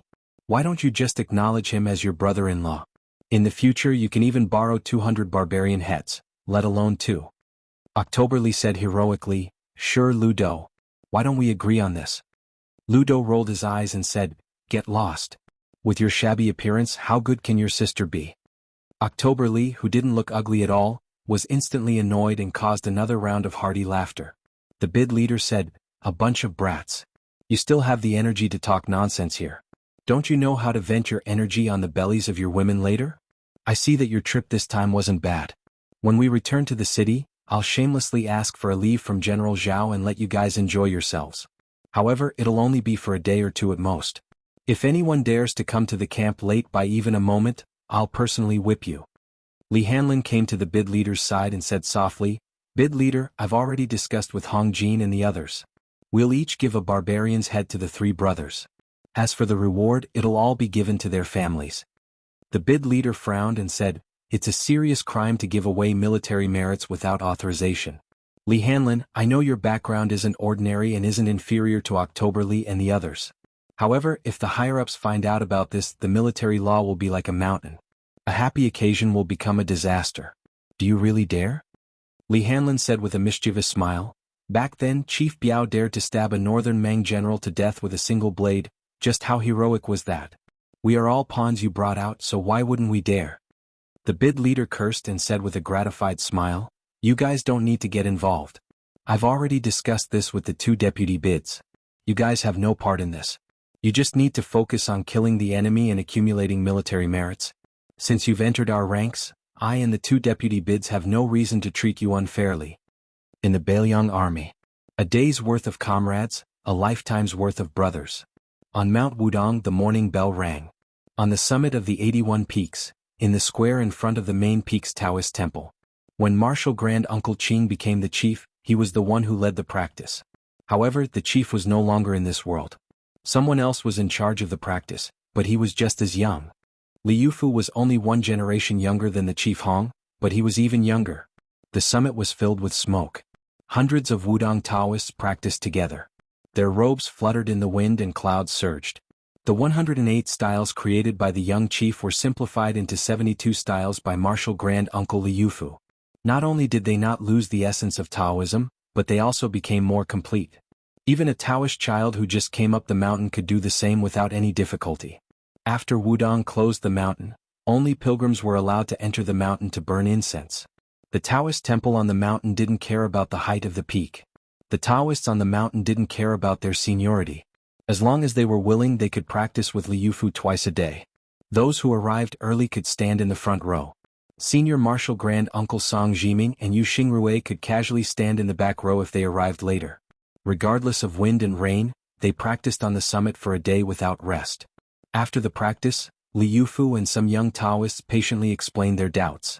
Master Yu Xingrui, who had been quietly waiting, walked to the little lotus peak and came to the tortoise camel tablet.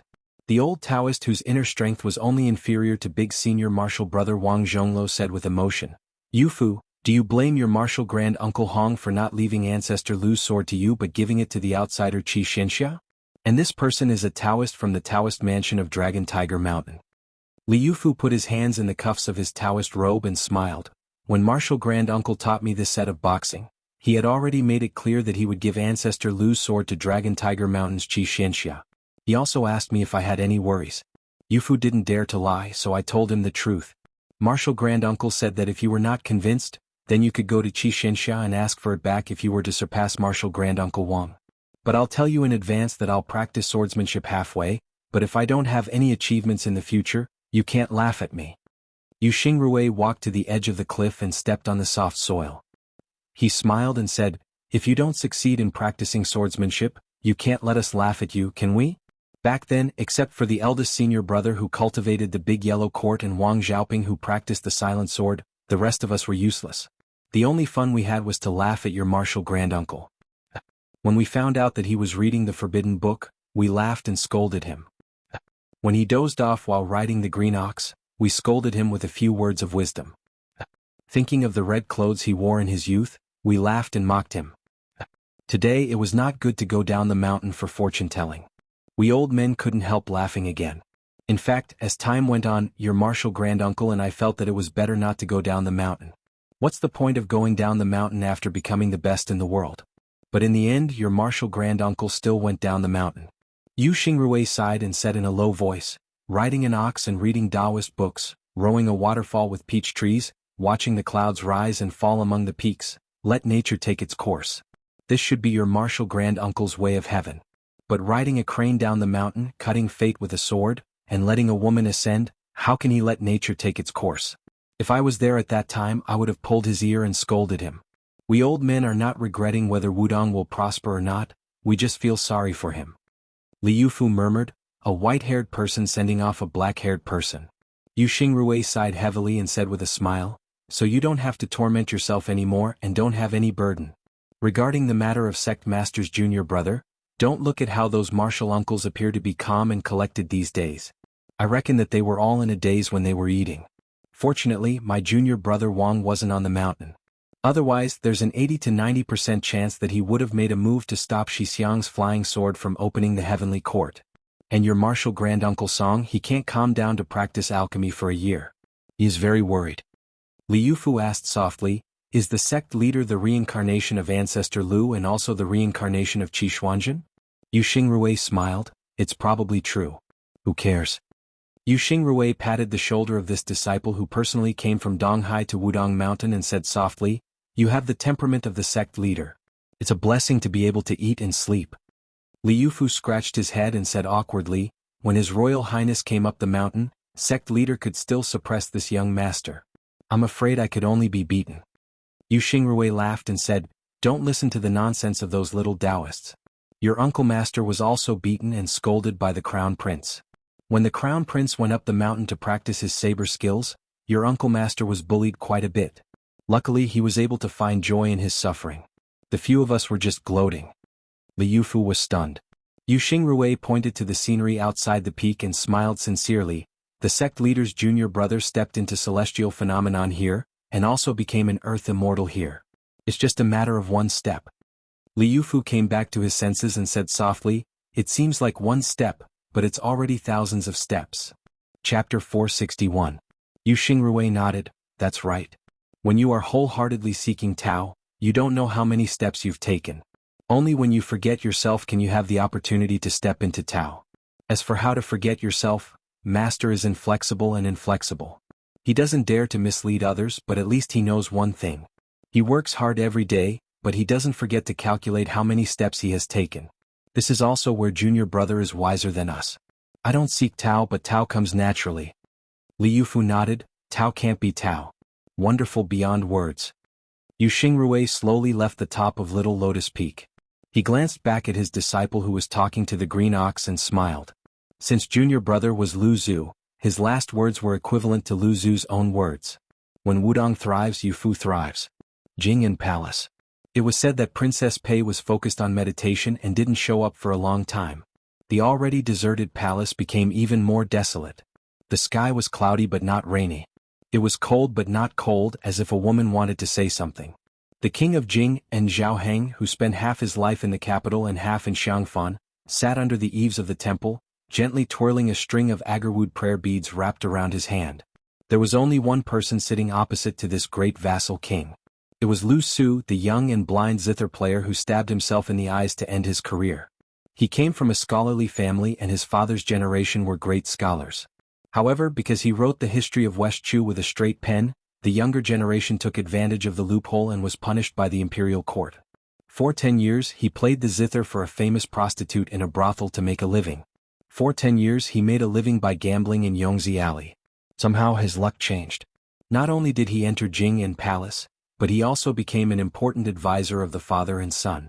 Even today, the young people who were brought into the imperial family from Yongzi still felt like it was a lifetime ago.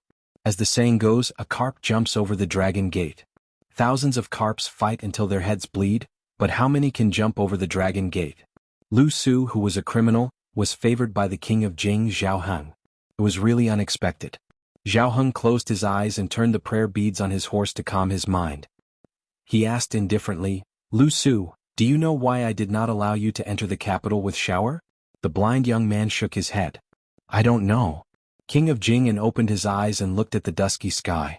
He laughed and said, these days I made you conceal your surname and identity and move you around to become a low-ranking government official. Have you ever complained? Lu Su shook his head and smiled. Lu Su is very content. Xiaoheng turned his head to look at the young scholar. You've come up with 2 strategies and 13 strategies. You're determined to pacify the world for the emperor. The first strategy is to establish the crown prince, the temple oracle, and the removal of the feudal vassals. Xianxia was trembling with fear and was forced by me to bring him to the capital to meet a stranger, incurring the wrath of the emperor. The second strategy is a total of 10 strategies. It only talks about the strategy of using troops to deal with Beimang. The first is to talk about the 2 surnames of Beimang and the 2 dynasties in the north and south.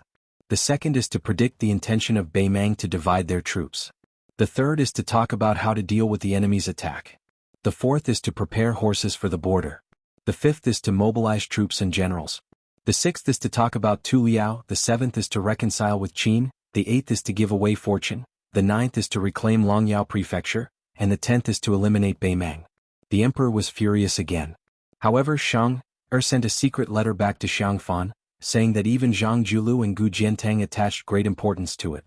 Even the old West Chu's grand preceptor, who usually didn't like to praise others, said a few good words in the imperial court.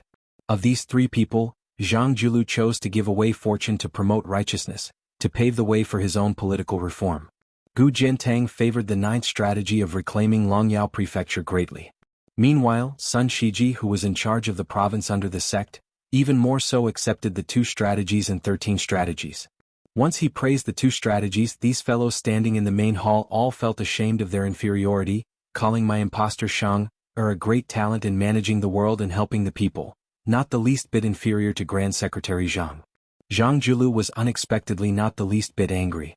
Xiao Yan's words were not only not inferior, it was already difficult for him to look up to him.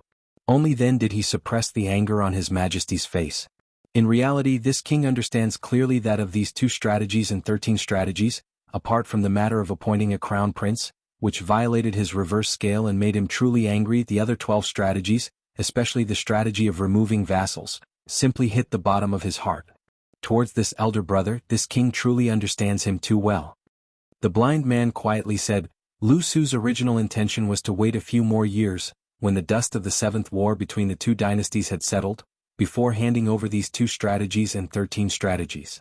King of Jing and Xiaoheng stopped turning the prayer beads. Lu Su lowered his head a bit. Xiaoheng laughed and said, You are worthy of being called an intelligent person. This king has killed countless idiots. In this lifetime, only you and a youngster were able to see that this king would press the prayer beads before killing people. But don't worry, I can't bear to kill you. If I did, half of the Jing'an palace would collapse.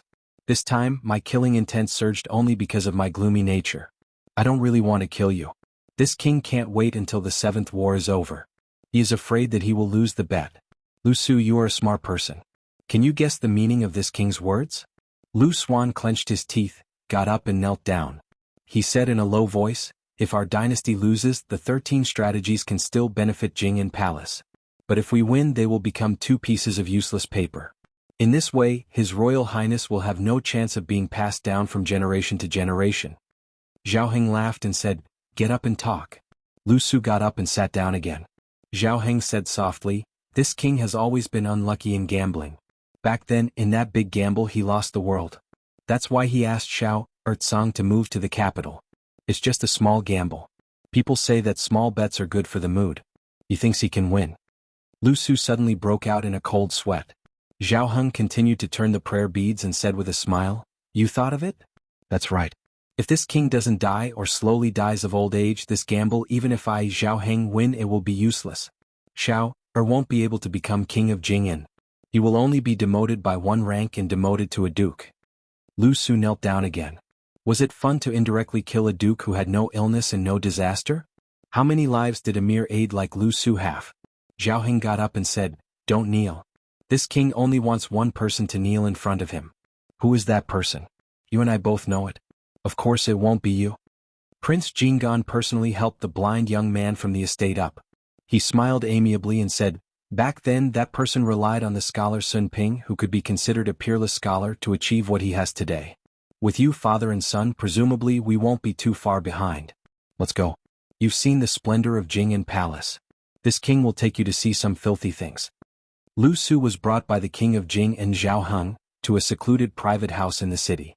After getting out of the carriage, the king of Jing'an, who was the most proficient in both the pen and the sword, revealed an imperceptible bitter smile. Xiaoheng gently pushed the door open and entered. The small courtyard was filled with orchids. A woman was lazily leaning against the wooden railing under the eaves. She was graceful and refined. Xiaoheng said indifferently, "When ordinary people see this woman in the courtyard, they will most likely mistake her for Pei Nanwei." When Lu Su heard this, he was stunned for a moment. After confirming that the woman in the courtyard was not the Princess Jing'an Pei Nanwei, he was shocked by Crown Prince Zhao Sun's rebellious behavior.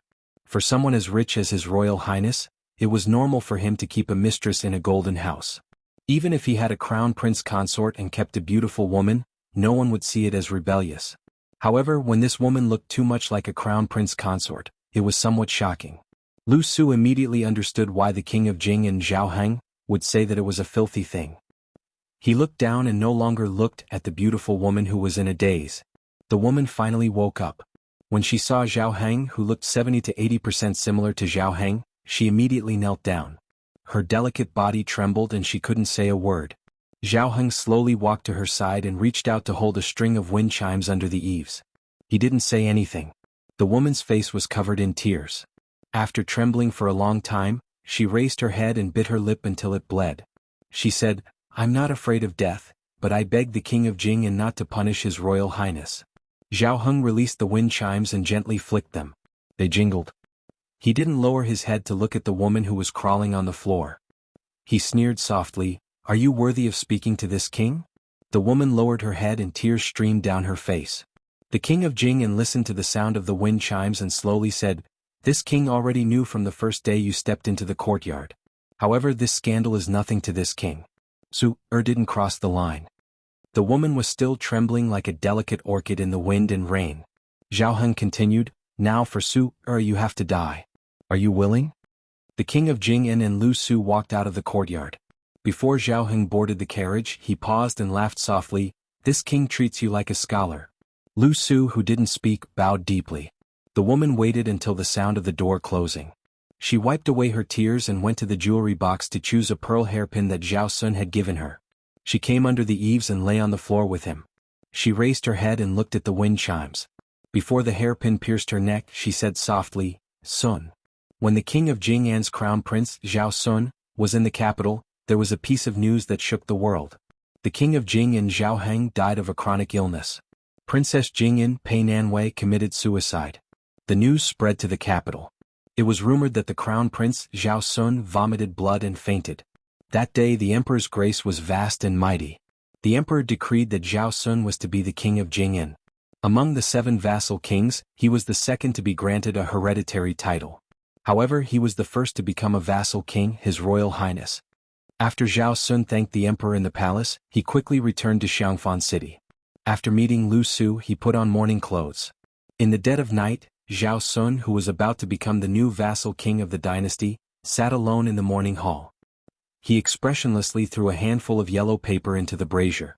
After the mourning period was over, Zhao Jie, who was now Prince Jing'an, had his maidservants wait on him and put on his official robe.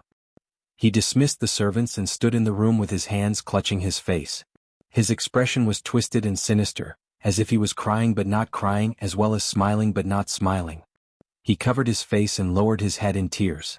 If there was someone watching, His Royal Highness would have an incomprehensible expression at this moment. It was a pity that the new noble Lu Su could only stand outside the door. Moreover, he was blind. Inside the room was the king of Jing and Zhao Sun. He covered his face and the corners of his mouth curled up. The capital. When a woman marries into the imperial family, No matter what her previous status was, she would have no choice. Chapter 462. When Yan Dongwu saw her younger brother Yan Qiji and Kong Wuqi visiting together, no matter how bad her mood was, it still improved. Moreover, she was married to the refined and introverted fourth prince.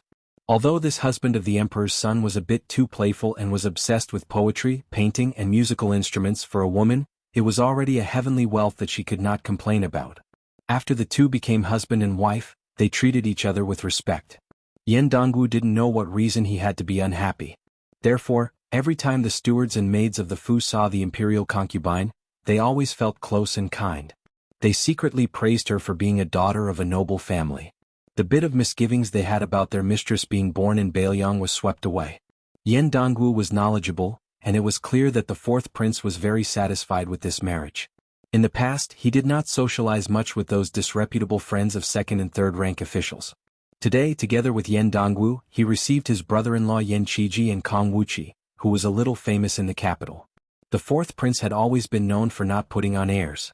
Today, when he received two people of the same age, he gave them enough face. He personally served tea and water and laughed and joked with his bookish brother-in-law. What was even more rare was that after the pleasantries, he took the initiative to find an excuse to leave, leaving the imperial concubine to chat privately with the two. In the past, Yan Dongwu loved the house and its crow and hated the house and its crow. His impression of Kong Wuqi was not very good. After the family moved to the capital, he talked a few times with the sturdy but simple-minded Kong Wuqi and found it difficult to dislike him. Especially his younger brother, who was not on good terms with the group of young masters in the capital and often suffered losses. It was always Kong Wuqi who had a good relationship with the second prince, who led people to get back at him. In addition, the Yan and Kong families were rare scholarly families in Bailiang. In the capital, which was very xenophobic, they inevitably helped each other. Yan Dongwu and his younger brother talked about some personal things, and some simple principles that one had to be clever when working in the capital's yamen. Kong Wuqi did not speak much and only sat upright and still on the side, foolishly happy. From beginning to end, the three did not mention that name. Leaving the luxurious and grand mansion, the fourth prince still politely escorted him to the door. Yan Qiji and Kong Wuqi sat in the carriage together. Kong Wuqi asked innocently, "Yan eating chicken, your sister seems to hate His Royal Highness. Look, she doesn't even want to talk about it." Yan Qiji's face darkened as he said softly, "None of this matters now." Kong Wuqi said straightforwardly, "Hey, I used to think that Brother Feng could become your brother-in-law. At that time, I regretted that I didn't have an elder sister. I was so jealous of you." After a period of official cultivation, Yan Qiji, who had gradually lost his sharpness as a scholar, changed the topic and said with a bitter smile, "I heard that Hanlin went to the Bailiang army. This guy really likes to do stupid things." Kong Wuqi said unhappily, "How is this a stupid thing? If a man doesn't go to the battlefield to kill the enemy, how can he still be considered a man?" Yan Qiji glared at him. Kong Wuqi curled his lips and muttered, "You're not a man." Yan Qiji gave him a kick. Kong Wuqi, who was not afraid of pain, was too lazy to hit him. He looked out the window and sighed, "I really miss Brother Feng. No matter how much green ant wine I drink, it doesn't work. I just feel that it's boring. It's not the same taste as before." Yan Qiji said helplessly, "You're a man now?" Kong Wuqi hugged Yan Qiji's neck and played around. In the mansion, everyone knew that the prince's wife had raised an expensive parrot that was clumsy in speech. It hung on the window of the study. Yan Dongwu stood at the window and only dared to tell the parrot what was on his mind. The fourth prince saw this scene from a distance in the corridor. He leaned against the pillar with his hands behind his head and muttered to himself. The current dynasty followed the ancient rules of the previous dynasty. The high officials of the three provinces under the Minister of Governmental Affairs had to take turns on night duty in their respective headquarters. Other than the old Grand Preceptor of the Old West Chu, Sun Shiji, there was no exception. Today, Grand Secretary Zhang Julu received a report from a direct official in the main hall. He signed on it and took it away, returning it the next morning. The direct official was also used to this and did not flatter. Before this powerful blue-eyed man became the Grand Secretary, the central government officials took night duty as a hardship. Very few second-rank officials really followed this rule, especially those with noble status. They rarely showed up, and the official in charge of the report did not dare to say much. However, after Zhang Julu took power, he expelled a few men from the imperial court on his first night duty. No one dared to slack off anymore. Following the dynasty's peace in the Four Seas, there was a reputation for the forbidden knight to settle the world. Tonight on duty, after Zhang Julu dealt with a few urgent affairs, he and an old friend of the same master, the left chancellor of the Imperial College Huanwen, were on duty. Zhang Julu did not drink. In the hearts of all the scholars, Huanwen, who was as respected as the chancellor of the Xianxia Academy, was not happy without wine. Even the emperor made an exception and allowed Huanwen to drink at night, but explicitly said that he was not allowed to get drunk. The left chancellor of the Imperial College was a thin and elegant old man. He joked, "Old blue-eyed man, your complexion is not bad." What, the 2 sketches and 13 strategies King of Jing-en and His Royal Highness Zhao Sun invited an expert to write on their behalf? Are you really treating them as a world-saving medicine? Grand Secretary Zhang narrowed his eyes and said, "Poison is like honey, good medicine is bitter." These 13 strategies, once implemented, will at least make most of the imperial court's officials complain incessantly. Even the military will suffer great losses. Tell me, how can I not be happy? Huanwen reached out his hand and pointed at his old friend who was only under him, cursing. The first sketches is a strategy in the temple. Even the Imperial College is insinuating that we are a bunch of useless scholars who don't know the hardships of the common people and only know how to study to death for scholarly achievements. I'm still fine, since my skin is thick, not scared of being spat on by others, but the newly appointed Chancellor Song, you will definitely be angered badly. Zhang Julu sneered and said, "That literary giant with good handwriting, fortunately, only went to your Imperial College. Now that I've met him, he can still be considered a smiling face. If he went to the Secretariat or the Minxiao province, I would still have a headache, unable to escape from becoming a political enemy of his." Huanwen chuckled and said, "This Song family father and son pair is a great literary giant who is going to dominate the literary world for 100 years. Old blue-eyed man, you should take it easy. If they hold a grudge against you, just wait for them to splash dirty water on you after you die." The blue-eyed purple-bearded Grand Secretary Zhang stooped down and reached out to warm himself by the fire, calmly saying, "Pen knife, pen knife, pen knife. A pen is a knife, killing people without spilling blood. In my opinion, he isn't inferior to great General Gu Jiantang." Huanwen drank a small mouthful of wine, narrowing his eyes and lowering his voice, saying, "The Green Party has already fallen apart, but the Gangnam-do Lu family brothers, one has become the Minister of Rights, the other has become the Assistant Minister of War. The atmosphere is gradually rising. Aren't you nervous?"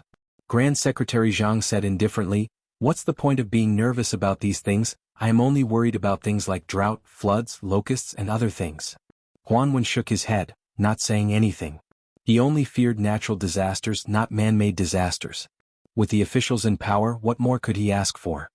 Insignia Mountain's Great Bull Mound, the 2 great guest elders Huang Fangfua and Hong Yu personally watched as that mountain lord woman placed a single hand on the head of a guest elder kneeling on the ground whose inner force wasn't ordinary, absorbing the aura of this man who was still a powerful martial artist a moment ago, not leaving a single drop behind.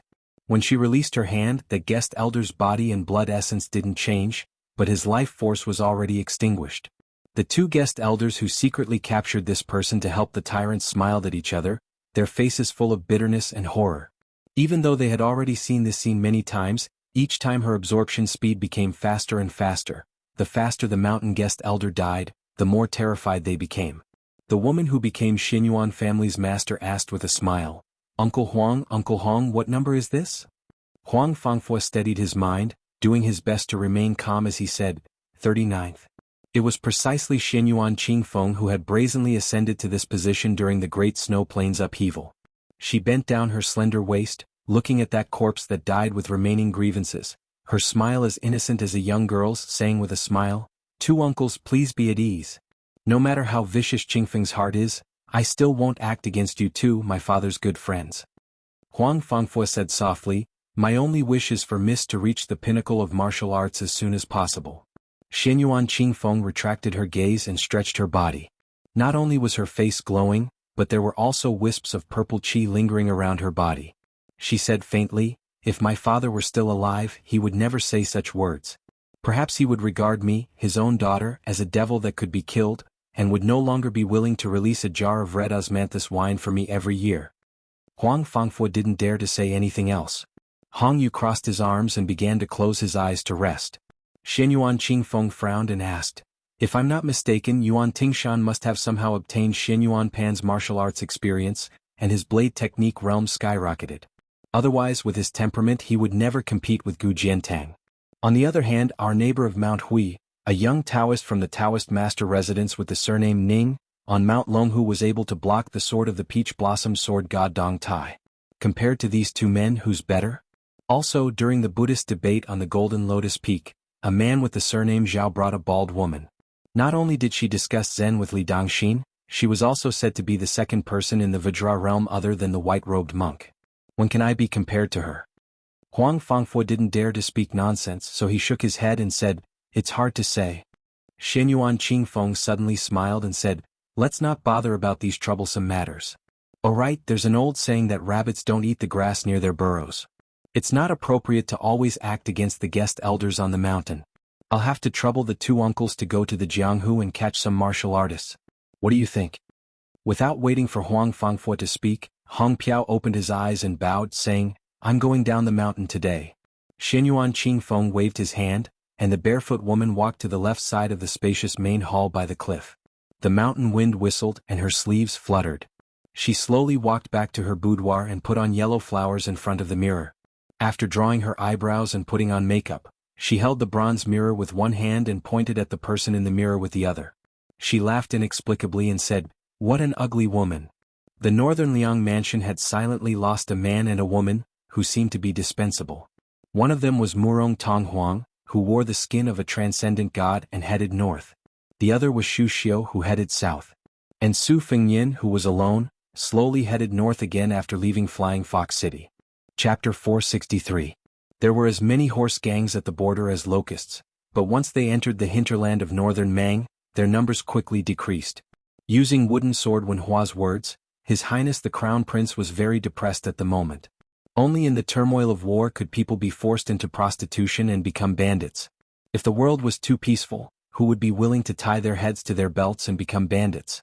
This showed that northern Mang's territory was far from the so-called poverty of the people as described by scholars and celebrities. After seeing that Flying Fox City was as prosperous as the south, Su Fengyin became even more worried. Even if he was subtly influenced by the evil habits of the people left behind by the spring and autumn period, how many years would it take to soften a northern Mang that was as valiant as a strong man into a weak woman like the southern Tang? 30 years, 50 years, 100 years? How could Beiliang afford to wait? Su Fengyin rode his horse to the north, studying the swimming fish style on the 7th page of the knife manual. Because he could not understand the essence, he did not look at the 8th page. Other than the 12 sword cultivation methods, he occasionally rode his sword to kill snakes and scorpions. He repeatedly practiced the sword chi rolling dragon wall, which seemed to have the same effect as the rolling knife skill. Under the cool moonlight hundreds of miles away, he howled and cursed without any scruples. He cursed the old emperor Zhang Julu, Gu Jiantang and countless emperors, generals and ministers, and also missed many people and many things. Unfortunately, there was no little girl Tao Manwu to help him relax his frowning brows. On this day the scorching sun was still scorching hot. If not for the great yellow court, even breathing would be like drinking scalding hot tea. Walking in the desert, the water sac would dry up. This seemed to be a type of ascetic cultivation. Su Fengyin was reluctant to ride an inferior horse that was not suitable for the hot weather, so he followed old Huang's example and led the horse. His ears twitching, Su Fengyin walked to the top of a yellow sand slope and looked into the distance.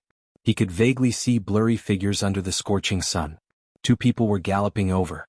Probably because they saw Su Fengyin, they suddenly changed their course and galloped over. Su Fengyin smiled. He finally bumped into horse thieves. This had nothing to do with his eyesight. It was just that these 2 young horse thieves were too obvious. Their upper bodies were bare, and they wore hemp breeches, revealing their lame dragon and tiger tattoos. They were only short of tattooing the word bandit on their faces. When they saw Su Fengyin, their eyes lit up. These 2 did not seem to be in a hurry to kill him and rob him. They whispered to each other. Su Fengyin's ears were sharp. After he heard what they said, he laughed involuntarily. They were not robbing him but robbing him. It seemed that the leader of the horse thieves was a female hero who was somewhat in love. She let the horse thieves under her command snatch a handsome man with soft skin and tender flesh, and it would be best if he could read and write, to be her wife. The 2 horse thieves obviously did not think much of him. They muttered that he had thin arms and legs and would not be able to withstand a few blows from the chief. Although he was quite fair, if such a pretty boy stood together with the chief, wouldn't they become the black and white evils? If the chief took him out to drink with the other chiefs, it would be too embarrassing. The two horse thieves saw Su Fengyan was scared silly, but the horse thieves did not move. They became more and more speechless. Was this pretty boy a fool? In the past, when nomadic grassland herdsmen met by chance to raise livestock, even if they were not scared out of their wits, they were very vigilant when they saw them. However, this boy in front of them was foolishly holding the horse without moving. One of the horse thieves with a black tiger tattoo could not stand it anymore. He rode up the slope, pointed at the pretty boy with a horsewhip and scolded in a rough voice, "Are you in a hurry to be reincarnated?" Su Fengyan turned a blind eye to the horsewhip pointing at him. He smiled and said, "I want to buy some water with you two brothers." The tiger-tattooed horse thief was stunned for a moment and lashed out with his horsewhip. Su Fengyan held the horsewhip and pulled down the horse thief who had hurt him. He kicked out with more dexterity than brute force. The horse thief's back hit the horse's back. Together with the horse, they flew out of the yellow sand slope. The tattooed horse thief was stunned. Su Fengyan took down the shriveled water sack and floated down to the bottom of the slope. He did not look at the struggling horse thief. The horse thief's horse was a good horse. He jumped up and shook the dust off his mane. Su Fengyan took the horse thief's water sack and put it into his own water sack. He then took a straw hat and did not argue with the two horse thieves. He whistled and slowly went away with the horse. When Su Fengyan was far away, the tiger-tattooed horse thief, who had been crying for his parents, quickly sat up and rubbed his chest. In fact, it was only a slight pain and nothing serious. He said to the tiger-tattooed horse thief with a lingering fear, "I met a tough nail." The other horse thief clicked his tongue and said, "The pretty boy is actually hiding his strength. The boss will definitely like him." The tiger-tattooed horse thief quickly got on his horse and said, "Let's go and talk to the boss." Su Fengyan led his horse and traveled alone in the wilderness. According to the Bailiang Palace's geography book, he would be able to see the grassland in a few days' time. He believed that there would be a chance to meet the herdsmen who lived by the water and grass. He was fine with it, but the poor horse beside him was a little tired because he often walked in the desert. He thought that when they reached the grassland, it would be best if his old friend could blend in with the wild horses. So he took off the saddle and reins and let it go. After resting for the night, Su Fengyan sat cross-legged, lit a bonfire and looked at the low starry sky. The poor horse also bent its knees and rested, rubbing its neck against him. Su Fengyan patted the horse's neck, picked up a piece of soil and put it into his mouth to chew. The moisture was much better. It was time to get close to the grassland. Tasting soil was the entry skill of finding the dragon's pulse. Su Fengyan often went with his elder brother Yao Jian to study geography when he was young and learned many superficial tricks of looking for pulse. The world's ancestral dragons came out of Kunlun, and one of them entered Beimang. In the past, Beimang rarely talked about this. After a large number of adherents of the spring and autumn period, this talk became popular. The Empress of Beimang had become the destined son of heaven. Su Fengyan turned to the poor horse and smiled, "Old friend, do you believe it?" The poor horse snorted. As usual, it diligently cultivated the sword in turn, just like the farmers in Jiangnan who had to go out every night to grab water to raise rice. They could not afford to be lazy. The sky was just beginning to brighten. Su Fengyan quickened his breathing. According to the Taoist classics, the spring meal was the morning glow of the morning and the summer meal was the evening glow of the eastern sea. The evening glow of the morning glow was the beginning of the sun, and the morning glow of the eastern sea was the best. The evening glow of the morning glow was the beginning of the sun, and the morning glow of the eastern sea was the best. The evening glow of the northern sea was the purple chi in the middle of the night, and the extreme cold of the northern sea was the armor. The two were especially beneficial for cultivation. That Taoist orthodoxy lived up to expectations and became the state religion of Beimang. The current leader, Immortal Qilin, became a Taoist saint. Together with the abbot of the two Zen temples, they were known as the two saints of the north and south. In the early morning, Su Fengyan's breathing was red and yellow. It was probably because he had not reached the realm yet.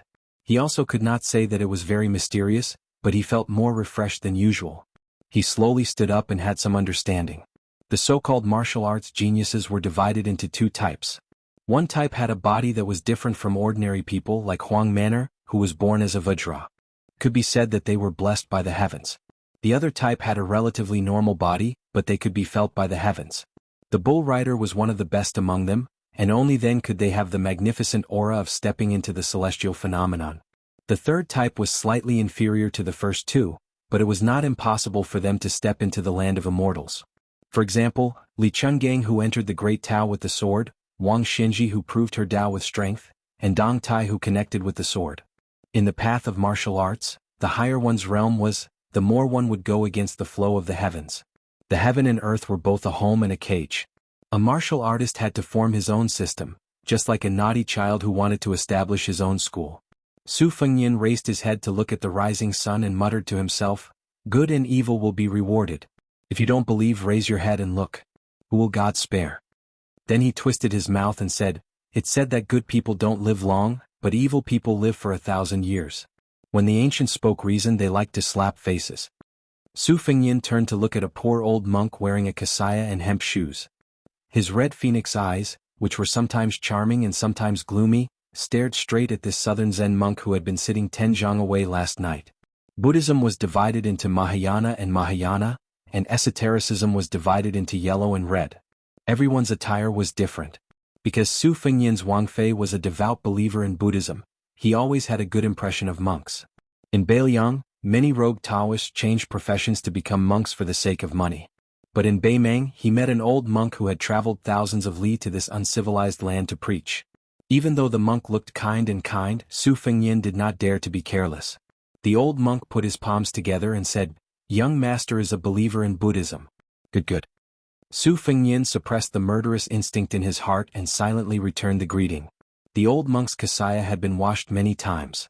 It could be seen that there were many fine stitches. But it was always clean and did not look sloppy. His beard and eyebrows were snow white. He held a bamboo staff in his hand and looked even more benevolent. In the Beiliang army, there was once a monk who wielded a staff of more than 70 jin. As one of the commanders of the infantry, he ate meat and drank wine. He killed people like flies. On the battlefield, he glared fiercely and was very bloodthirsty. He was highly regarded by Su Xiao. Unfortunately, because the Beiliang cavalry entered Jianghu, the monk retreated into the mountains. It was said that he passed away in a small mountain temple. At this time the old monk smiled and said, "This old monk came north from the 2 Zen temples to the 2 Zen temples. I wanted to discuss Zen with an old friend from the Taoist school. Although most likely it would be like a chicken talking to a duck, but at least it would be a load off my mind. By chance I saw young master swallowing the moon and eating the red clouds of the sun. I wanted to talk to young master endlessly, but I was afraid young master would misunderstand me as a bad person. So I did not dare to take the initiative to speak. But after thinking about it for a night, I felt that young master's heart is very deep. I don't know how to cultivate it. If I am careless and fall into it, it would be very inappropriate. Since young master is a believer in Buddhism, if you don't mind this old monk being noisy, I can talk to young master about Buddhism." Su Fengnian sat down again. He smiled and said, "So you are an eminent monk of the 2 Zen temples. I sincerely hope senior will not be stingy with your advice." Chapter 464. The old monk did not approach and sat on the ground, facing Su Fengnian from a distance. After meeting, the old monk introduced himself to Meng Qi, showing his sincerity. The old monk placed his bamboo staff horizontally across his knees. Su Fengnian listened attentively. The old monk said slowly, "Young master used the Great Yellow Palace as a golden chamber, practiced the double rolling blade technique, nurtured the Wu family's flying sword outside, and nurtured the number 1 swordsman, Li Chuangong's green snake sword will inside. Your talent is great, your talent is high, and your perseverance is hard to come by." Su Fengnian, whose secrets had been seen through by the old monk, was shocked. His expression was normal as he smiled and said, "Senior, you don't have to restrain yourself first. Just say it." The old monk smiled and said, "In ancient times when the wise men tried to control the flood, it was better to dredge it than to block it. Regardless of whether it is the sword or the saber, Buddhism's silent meditation, Taoism's golden chamber, or martial artists' closed scabbard meditation, they all go against the flow and accumulate the spirit. However, to me, going against the flow is not derogatory. Young master, please don't take it to heart. It's just that when you block the flow, it becomes a flood. When you dredge it up, you have to pay attention to it. Do you block it to the end, or do you occasionally make small mistakes?" Su Fengnian said sincerely, "I don't dare to play dumb with you. In my opinion, it's better to block it to the end. Because the Bao has the principle of slackness, I understand that.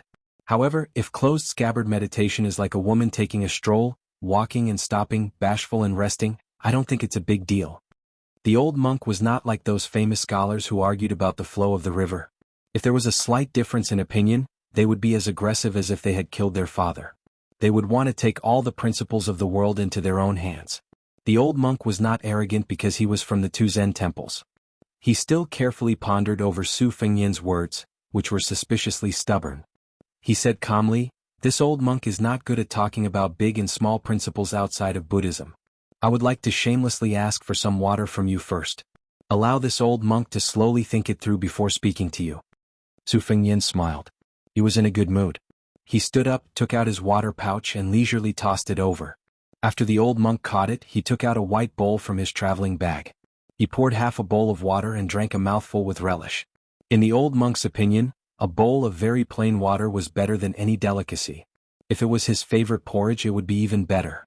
Su Fengyan took a step back and stopped arguing. He asked, "What if I'm willing to drain the accumulated water?" The old monk raised his head and said, "It's enough to make love with a woman. Actually, your great yellow courtyard has already reached the realm of consummation. The reason why it's lacking is not because there are a few major acupoints that have yet to be opened, but because it's lacking yin and yang." The corner of Su Fengyan's mouth twitched a few times. The old monk laughed heartily and said, "Don't think that this old monk is a perverted monk. It's just that it's normal for men and women to make love. Although this old monk is an outsider, I don't see it as a scourge. Moreover, when I was young, I often couldn't sleep well at night. I was often beaten and scolded by my master." The old monk restrained his smile and said solemnly, "It's a good thing that you use the world's injustices to nourish your will. There's righteousness in the world. Although it doesn't repel murderous aura, it's mixed with evil aura and resentment. It's strong but not pure. You have to know that if you go astray, every step you take, every bit of strength you exert, it may seem like you're going far away from home, but it's actually going astray.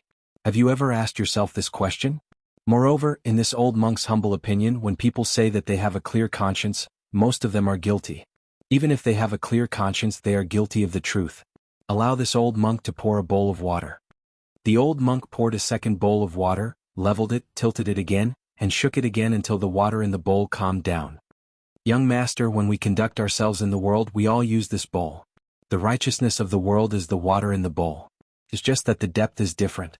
No matter how the bowl is tilted, this bowl of water is always as flat as a mirror." Su Fengyan frowned and said, "If that's the case, how can you say that a bowl of water is equal? Isn't this just making trouble for nothing?" The old monk drank a mouthful of water and shook his head with a smile. "This old monk doesn't dare to make a judgment. Haha, this bowl of water was swindled from your hands. I'm ashamed." Su Fengyan didn't know whether to laugh or cry.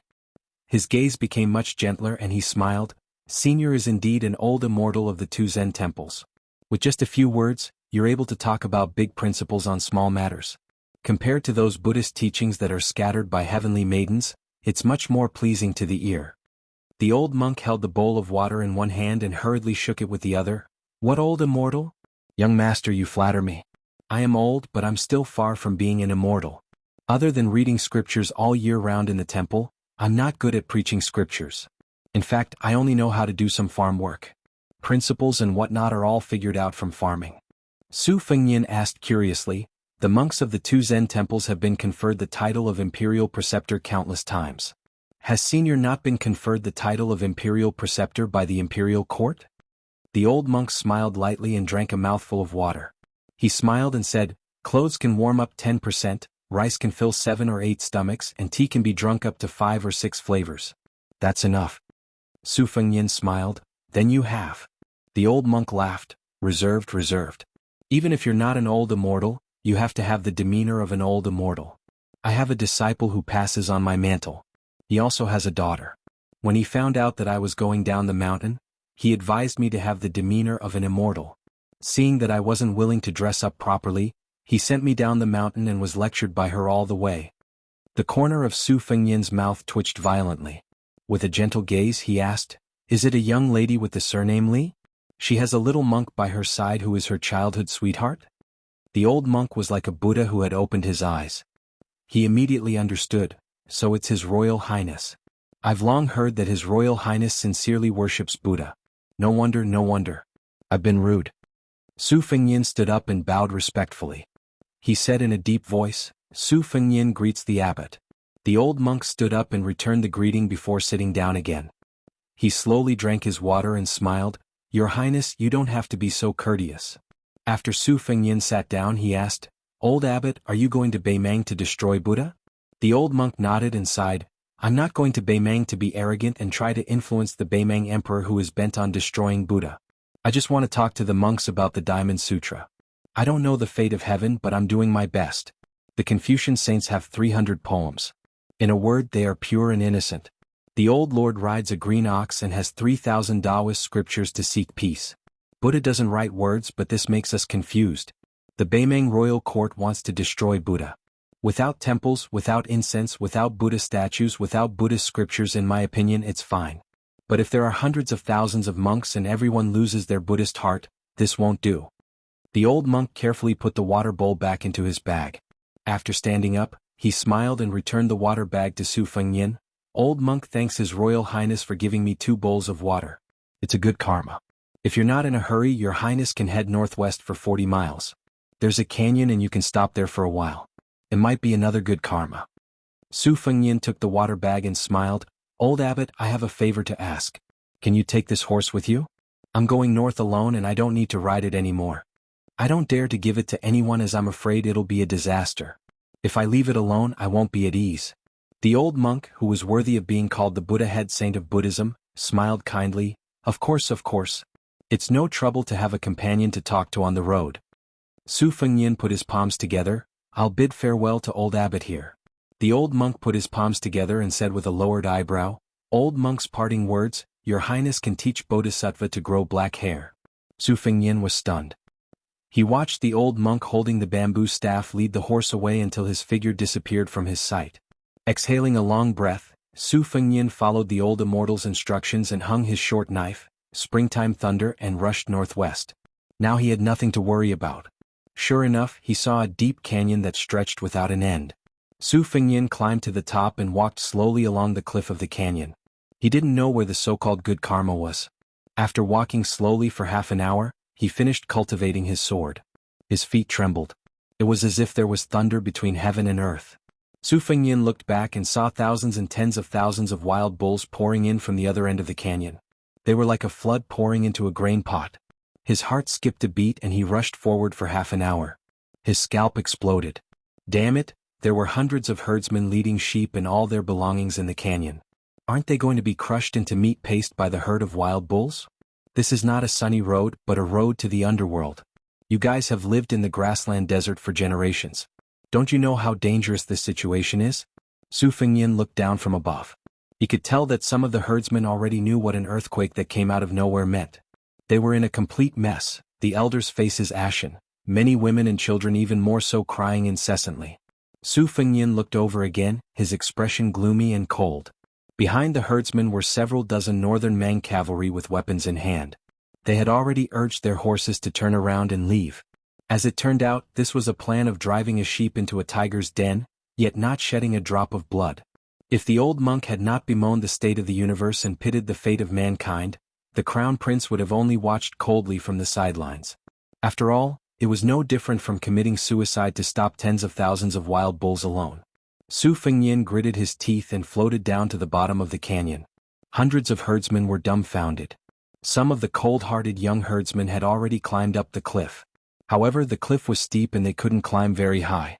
Su Fengnian stepped out, drew a semicircle and raised his hands. His feet sank 3 inches into the ground. He left the herdsman with an unfamiliar back. At the same time as the herd of wild bulls poured into the canyon, an old monk rode on a horse with one hand. His eyes were merciful.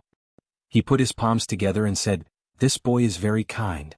Su Fengnian focused on condensing his qi, shaking Kunlun with a single move.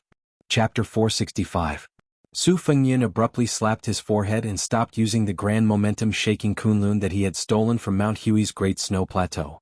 Then he swept backward, not caring whether the herdsmen understood the Gusaizhou language or not, telling them to retreat first. Su Fengnian took the lead and carried a nomadic child under his armpit. Then he picked up another youth and bent his knees slightly. Like an arrow he shot off the cliff. After bouncing several times he landed on the mountaintop. After landing on the mountaintop he leaped down to the bottom of the canyon. Su Fengnian did not take a break. After more than 10 jumps he finally brought more than 20 children to the mountaintop first. The sound of the cow hooves was like the explosion of spring thunder. The canyon's cliffs were shaken and dust filled the air. Around the corner, A herd of strong bison had already arrived like a tide. Su Fengnian did not pay attention to the young herdsmen who were pretending to stop. After a rise and a fall, he discovered a delicate figure bending down to support a child who had fallen down. Su Fengnian ran to her side and saw the side of her face from the corner of his eye. He was slightly startled, but he did not care about anything else. He casually picked up the two children and rushed to the mountaintop. After putting them down, he jumped down to the bottom of the canyon again. There were still more than 80 herdsmen who were desperately trying to escape in the canyon. He saw the young girl who could make His Royal Highness startled, pursed her lips and stood in place. Her face was filled with gratitude from the bottom of her heart. Her eyes were filled with the relief of life and death. Su Fengnian did not have the leisure to be unafraid of death like her. Facing the vast and mighty herd of bison, they descended to the bottom of the Kunlun Mountains together. The ground shook violently. The herdsmen were so scared that their legs went weak. The canyon's ground was originally uneven. The ground shook, making it harder to walk. A few elderly people staggered and fell to the ground. They struggled to get up and run again. Su Fengnian's momentum was majestic.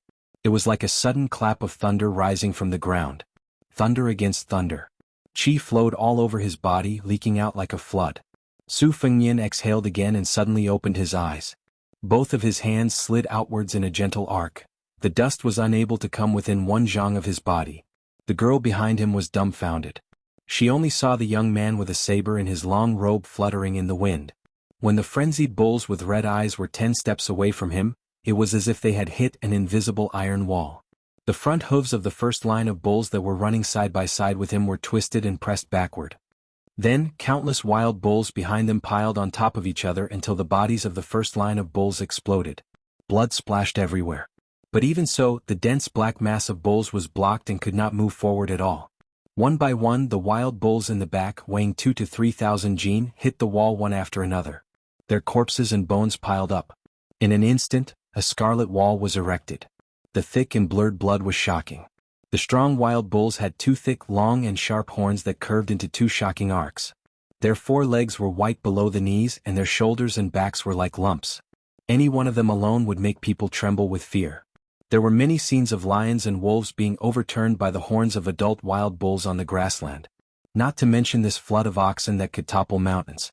In the narrow space of the canyon where there was no way to hide, it was like meeting enemies on a narrow road. There was no other way but to charge forward. The wild bulls were docile by nature. They just rushed into the canyon and ran wildly, gradually arousing their ferocious blood. Especially when they were blocked and stagnated by people, the saying of people going into a dead end really came true. Su Fengnian pressed down with his hands. More than 40 wild bull corpses suddenly fell down. His feet also slid back 2 steps on the ground. Without any obstruction, the herd of wild bulls stepped on the corpses and leaped over, continuing to run wildly. Su Fengnian's sleeves billowed. His left foot slid out a step.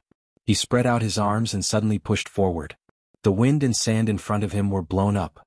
Especially the 2 cliffs on both sides were pulled by the momentum. Many large flying stones were forcefully pulled out and shot toward the herd of bulls. Su Fengnian did not care about the blood that seeped out of the corner of his mouth. He knew that the flying stone was just a solution to the urgent situation and could not escape from a drop in the bucket. The previous block and the next block only reduced and compressed the gap between the bulls and their tails. It seemed to be effective now, but when the momentum contained in the torrent completely rebounded and exploded, it would be the real pain. If he reached the Finger Mystery Realm, he could break the cliffs and have a chance to block the canyon.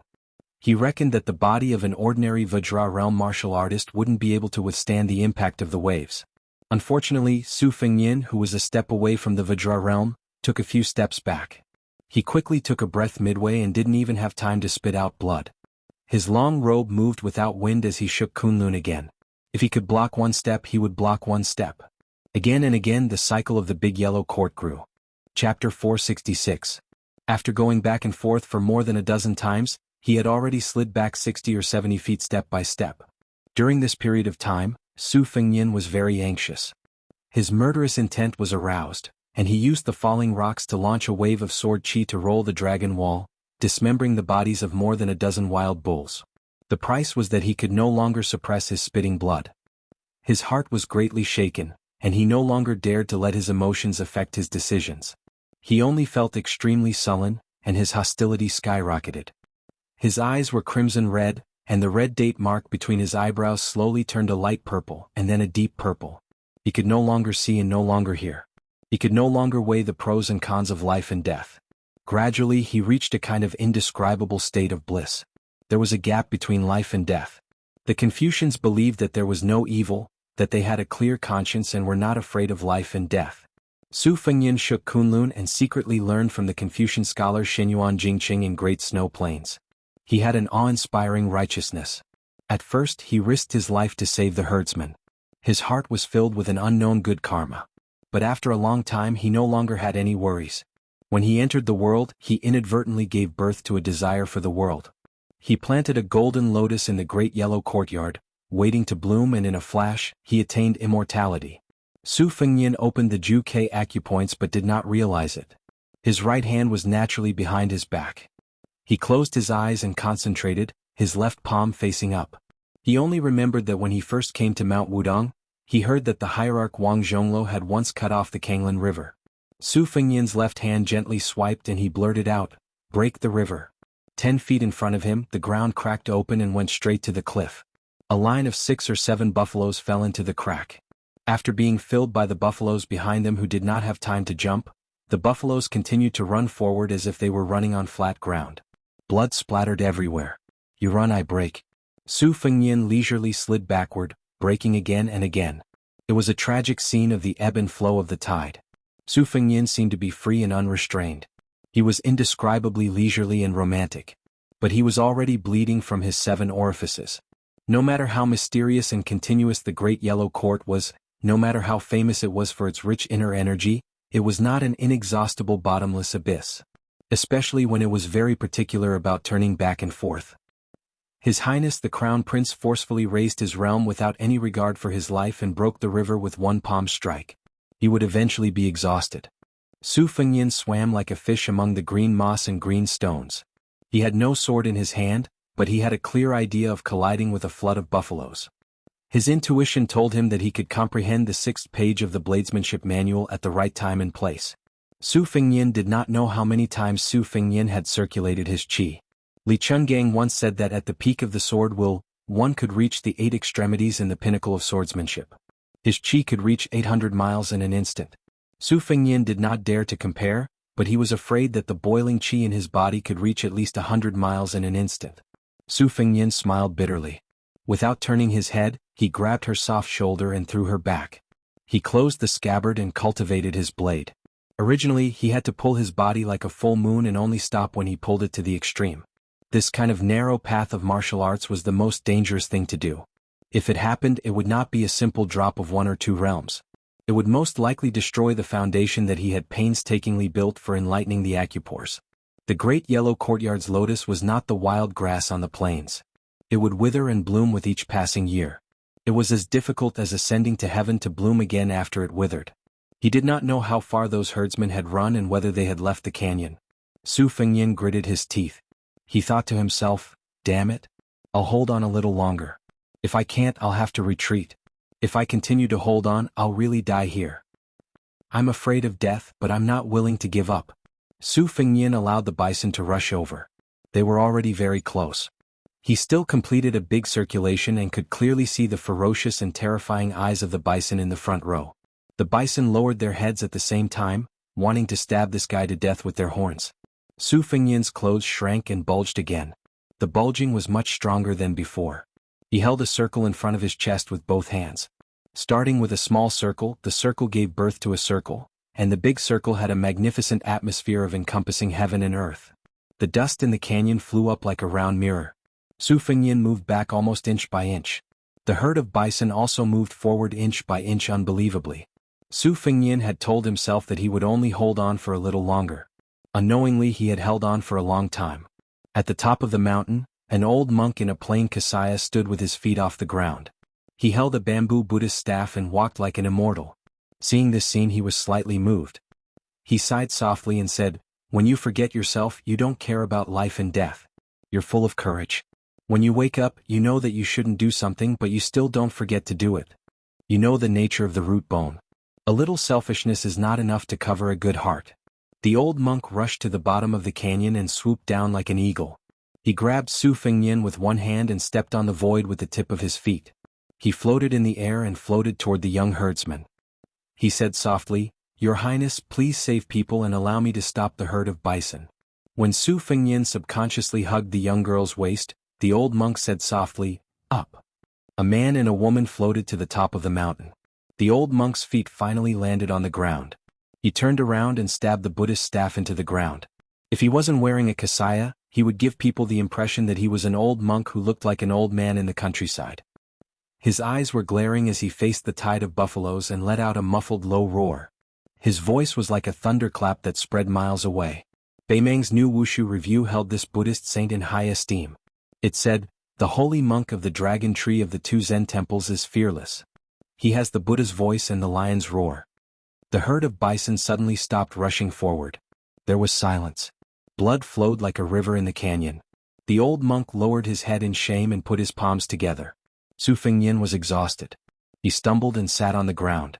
The young girl sat cross-legged behind him. Her eyes were full of tears. She gently supported His Royal Highness who was falling backward. Su Fengnian was not in the mood to care about whether the old monk had set a trap or not. He was not in the mood to care about the girl behind him. He just looked down at his blood-stained clothes and smiled bitterly. It's not good to keep vomiting blood like this. Then he fainted. The old monk pulled out his bamboo staff and came to the top of the mountain. He took Su Fengnian's pulse and felt relieved. Then he took out a white bowl from the bag on his back. He slid his finger across his wrist to fill the bowl and handed it to the young girl. The old monk's blood was not the scarlet color of an ordinary person. It was the golden color recorded in the obscure Buddhist scriptures. He was a Buddha who had reached the Vajra realm. The young girl's thoughts were connected.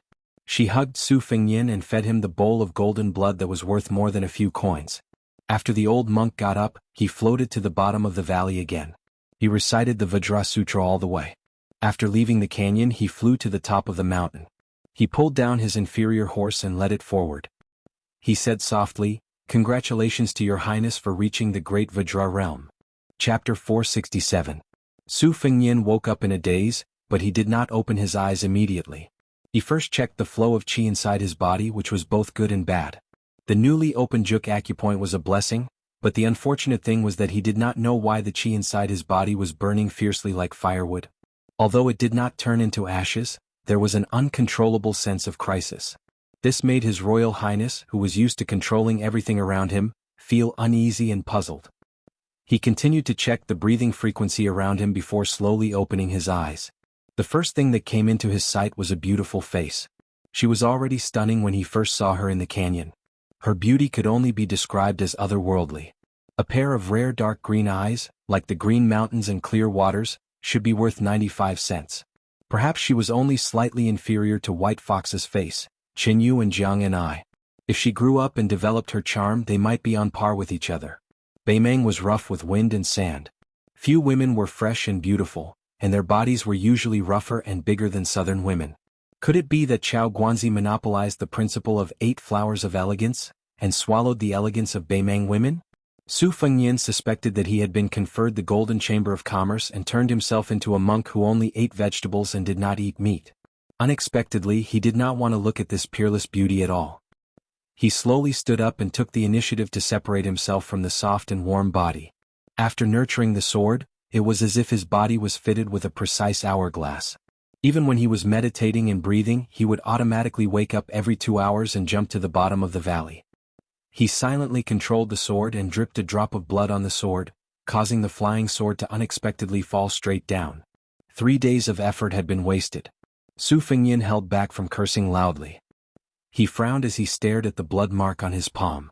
The bright red blood was permeated with an inexplicable faint golden color. Even when he was at the consummate level of the Great Yellow Hall, he had never heard of such a strange sight. He no longer dared to nurture the sword carelessly.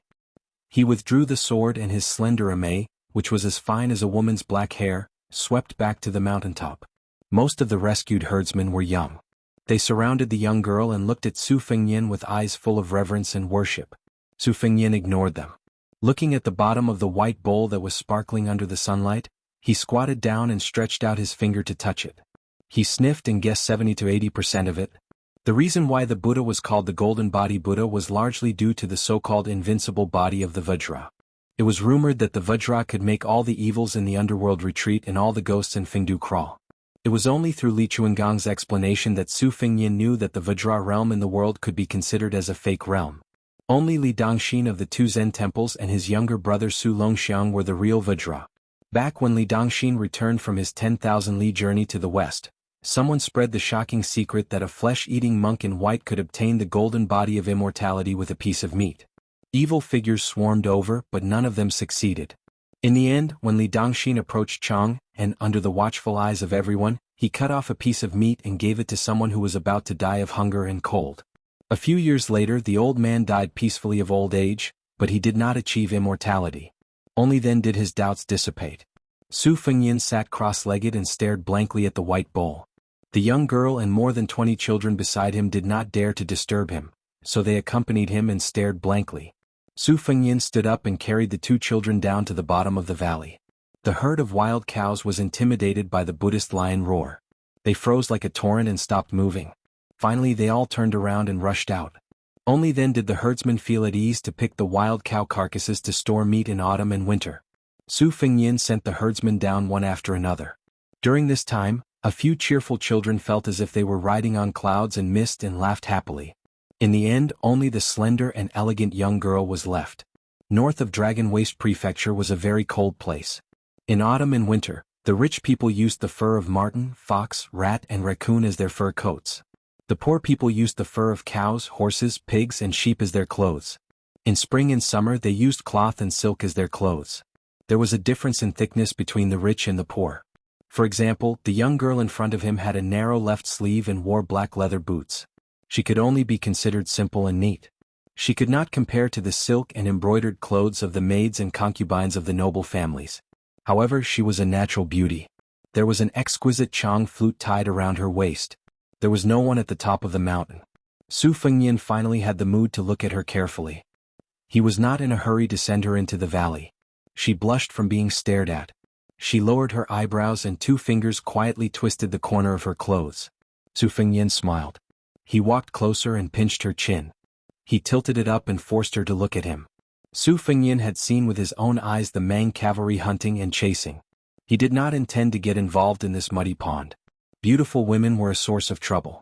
Su Fengyin did not have the ability to fool around in Beimang. The sword of emotion hurt people.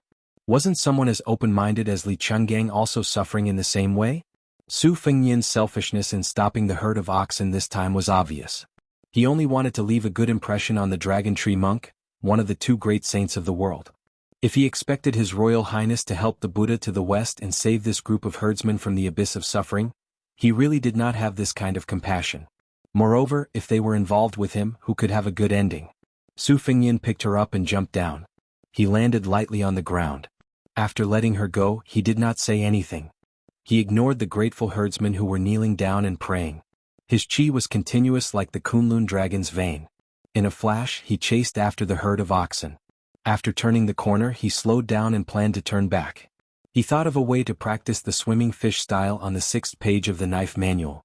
The Beimang cavalry had not seen the herd of oxen for a long time. Sensing that the situation was out of their expectations, they brandished their swords and rushed into the valley. Su Fengyin's hearing was amazing. He frowned slightly and stuck to the dark cliff like a gecko.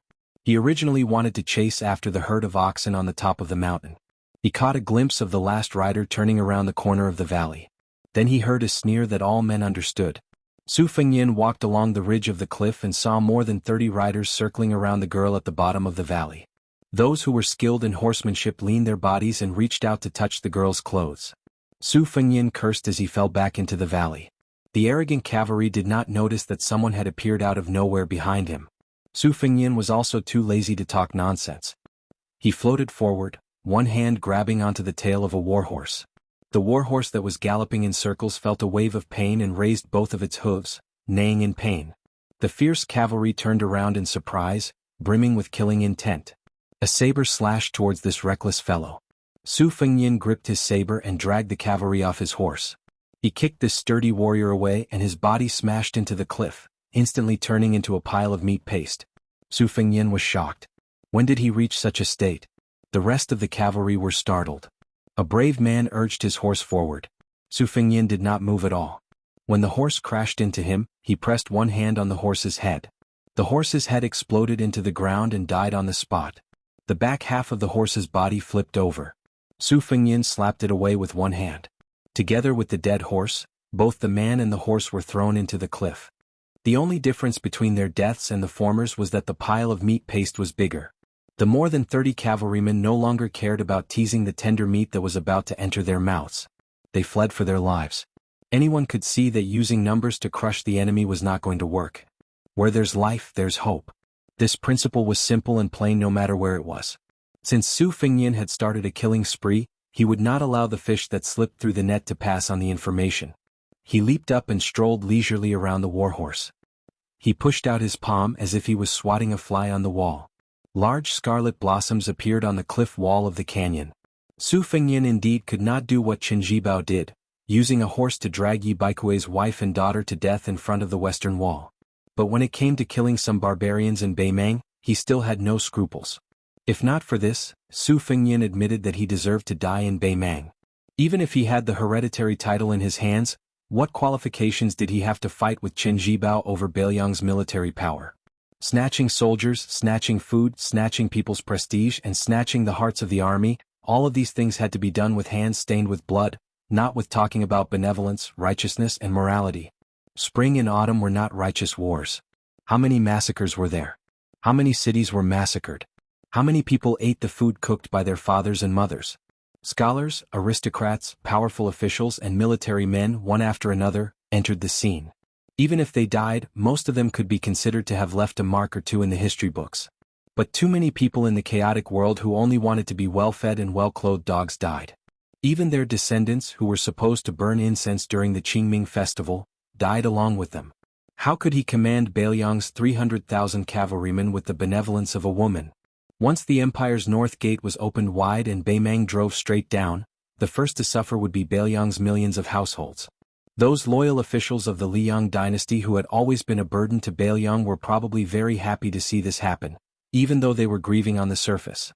Su Fengyan's face was gloomy. After taking care of more than 30 Beimang cavalrymen, he slowly walked toward the girl.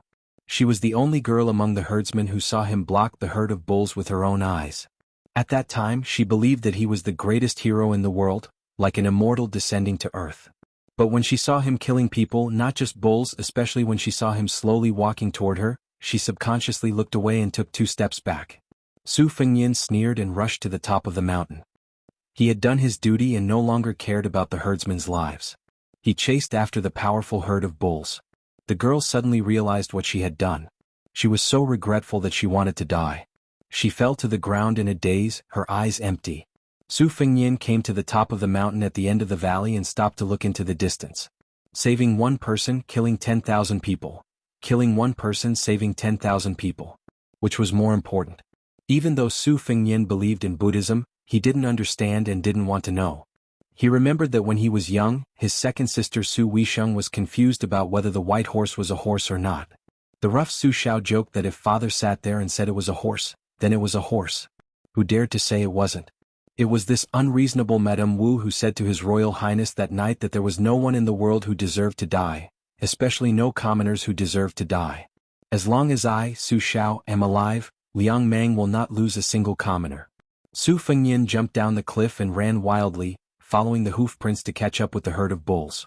First he swam into the lake like a fish, shuttling back and forth freely. Then he jumped onto the backs of bulls. He walked on the tide. Finally he stood on the back of a bull, standing at the head of the tide. Chapter 468. Su Fengyan relied on his new Vajra body to squeeze into the herd, but he still suffered a lot. If he was not careful he would be hit by the strong bison and kicked around like a ball. With Su Fengyan's stubborn character and his reluctance to jump out of the tide, he was washed to the ground several times and was trampled by dozens of bison in an instant. These white-stocked bison easily weighed 2,000 to 3,000 pounds and could not bear it. Only then did he flip over the bison's hooves and jump onto the back of the bison. Fortunately, he had the protection of the mirage evolved from the big yellow court, or else he would have been in rags. He either lay down or sat on the back of the bison, rested or nurtured his sword, and then looked for his own suffering. He jumped into the narrow gaps of the herd and continued to slide like a fish. At first he collided with the bison several times and was battered and exhausted. He was so angry that he could not wait to use the sword Chi rolling dragon wall to smash hundreds of bison. However, he suppressed the irritation in his heart, and combined with the big yellow cord heart sutra, he finally figured out a way to move with the flow. When the herd stopped to rest, he would stay away from the bison, sit alone and concentrate on flying on his sword. Once there was a wolf pack that targeted the calf. Su Fengyin did not kill it.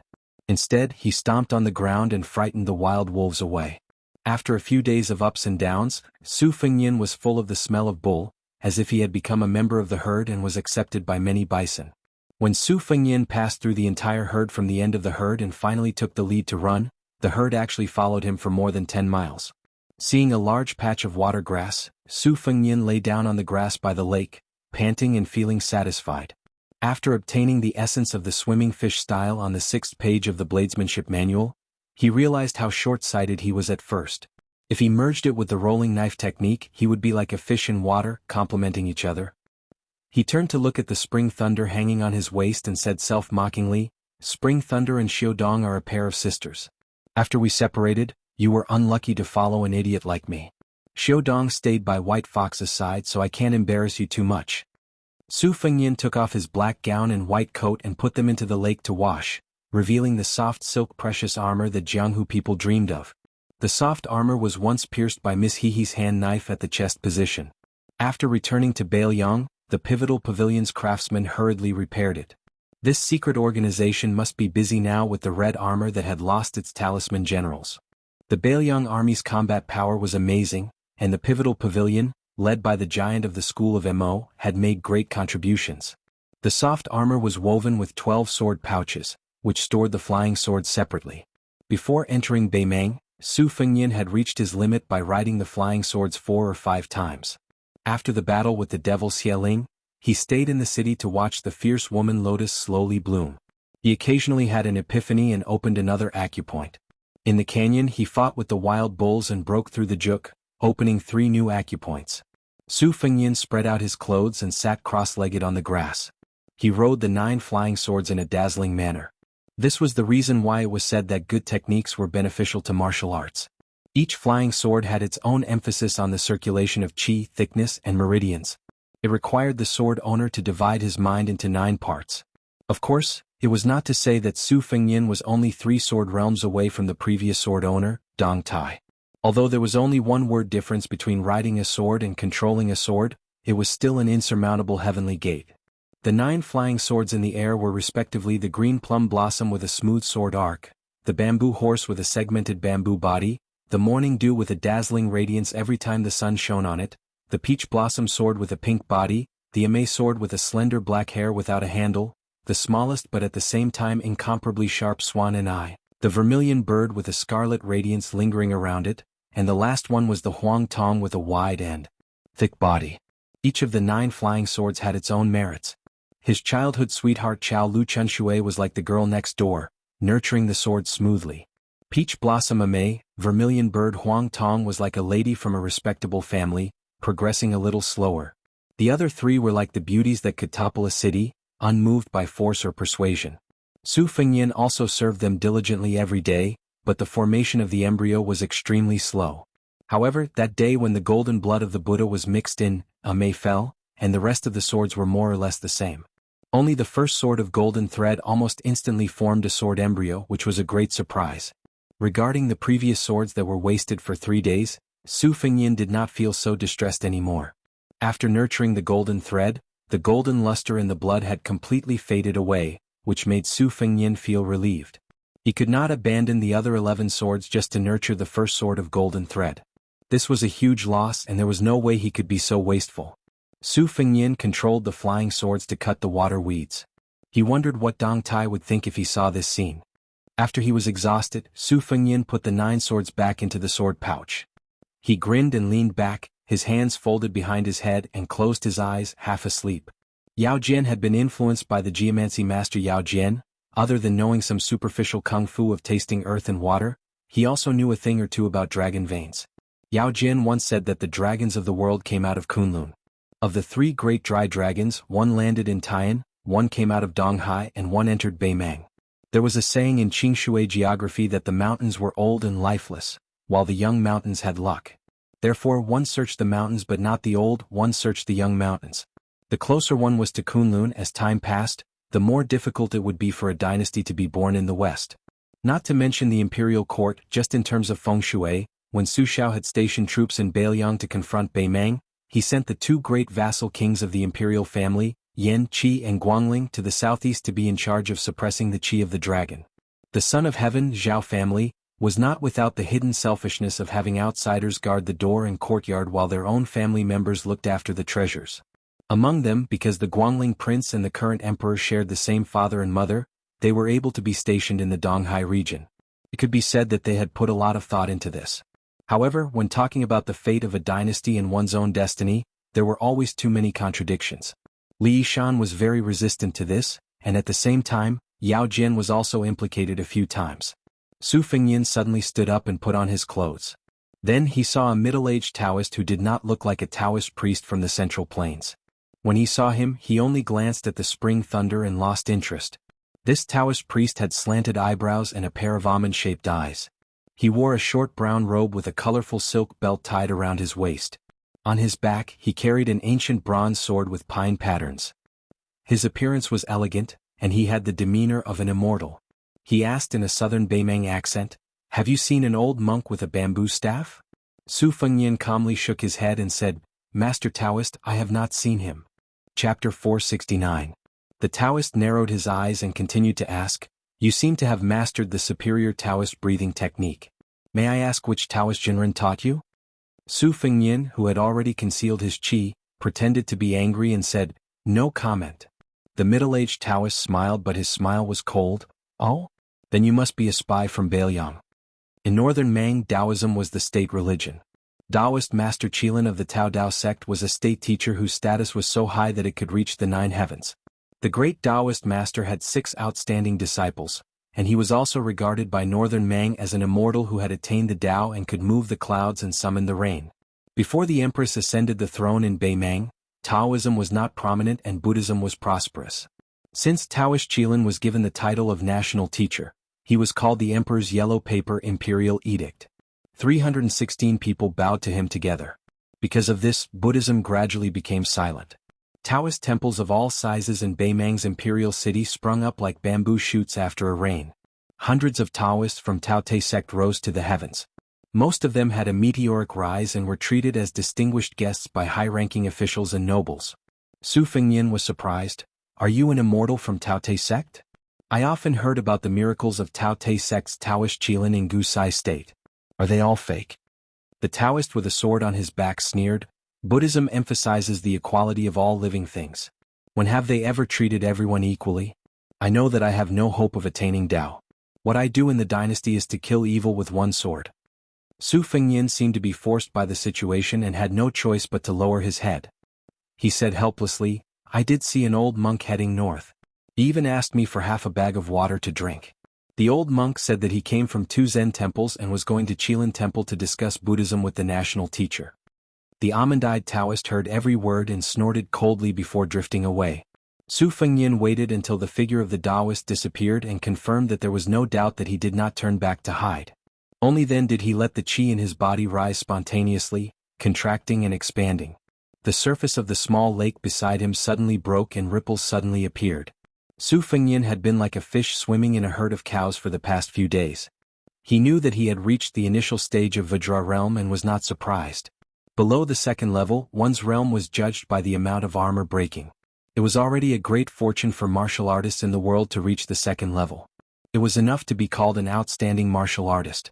They were scattered all over the world and were regarded as unattainable masters by ordinary people. However, only after entering the 1st level, did they know that the past was only a small part of the picture. After the picture of 1,000 miles was spread out, it was a truly beautiful scene. Just like how Su Fengyin was riding a flying sword now, he wasn't only able to see where the flying sword ended up, he was also able to vaguely see the trajectory of the flying sword. Su Fengyin guessed that once he reached the profound finger realm, he would be able to predict the trajectory of the flying sword in the next moment. As for the lawful embodiment of heaven and earth of the 1st-grade celestial phenomenon realm, Su Fengyin had no way to predict the profoundness of it. Su Fengyin looked at the lake that was gradually calming down and muttered to himself, "Food should be eaten one bite at a time." A woman's clothes should be taken off one piece at a time. What Wen Hua said is always very reasonable. Since he had comprehended the swimming fish style, Su Fengnian did not disturb the herd of cows. He rested for a day and a night by the lake. While the iron was hot, he struck the iron while it was hot to control the golden thread alone. The great Tao was ethereal and difficult to find. Even the sages had to say that it was impossible to float on the sea on a boat. Swordsmanship was the same. The Wu family's sword tomb was unconventional and sought the Tao with skills. They did not pursue the abstruse artistic conception of breathing qi into swords. Instead, they diligently climbed to the peak of swordsmanship and swordsmanship. Raising swords was one of the unique side doors. Su Fengnian had profited from a disaster outside the martial emperor city and obtained the 12 flying swords.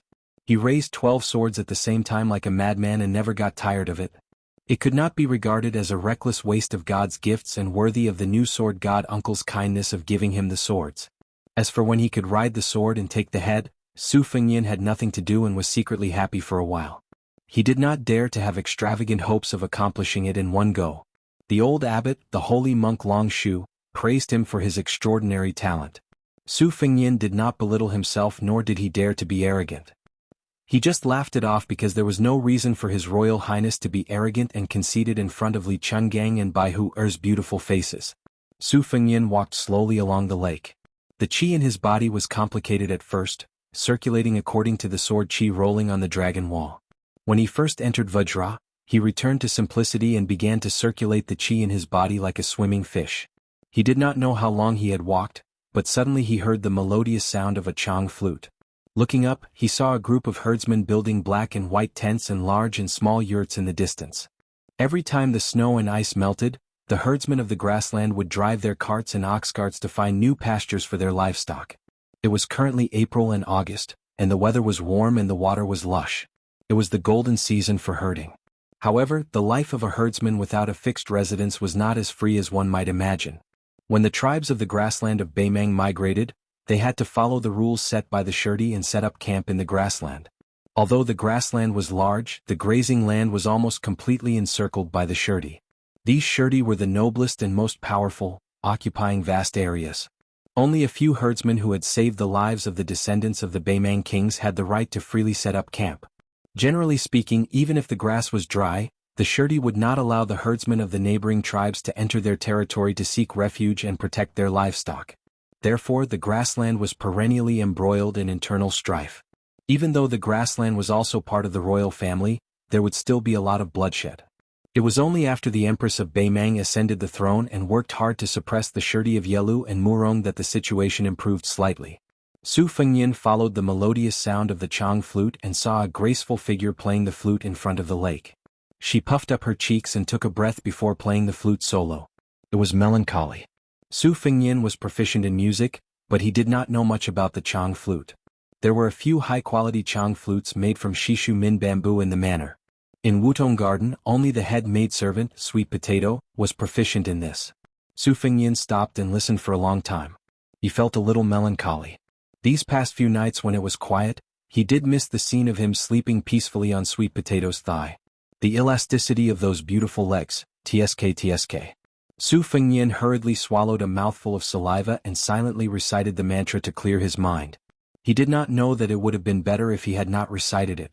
If he deliberately wanted to have a pure and innocent state of mind, the qi in his body would overturn rivers and seas. Once he stepped into Vajra, the title of Golden Chamber of the Great Yellow Court would be dispensable. For a moment, His Royal Highness felt like a lecher returning to his old ways. Su Fengnian felt a headache coming on. There were two paths in front of him. He could either be a beast that dragged a woman into the fields, or he could be a fool who scrupulously followed etiquette and was worse than a beast. His Royal Highness and his crotch were both very melancholy. The next chapter is before 12 o'clock. If there is a third chapter, it will be very late in the morning. Chapter 470. With the release of Beimang's new martial arts evaluation, it was well received by the two dynasties.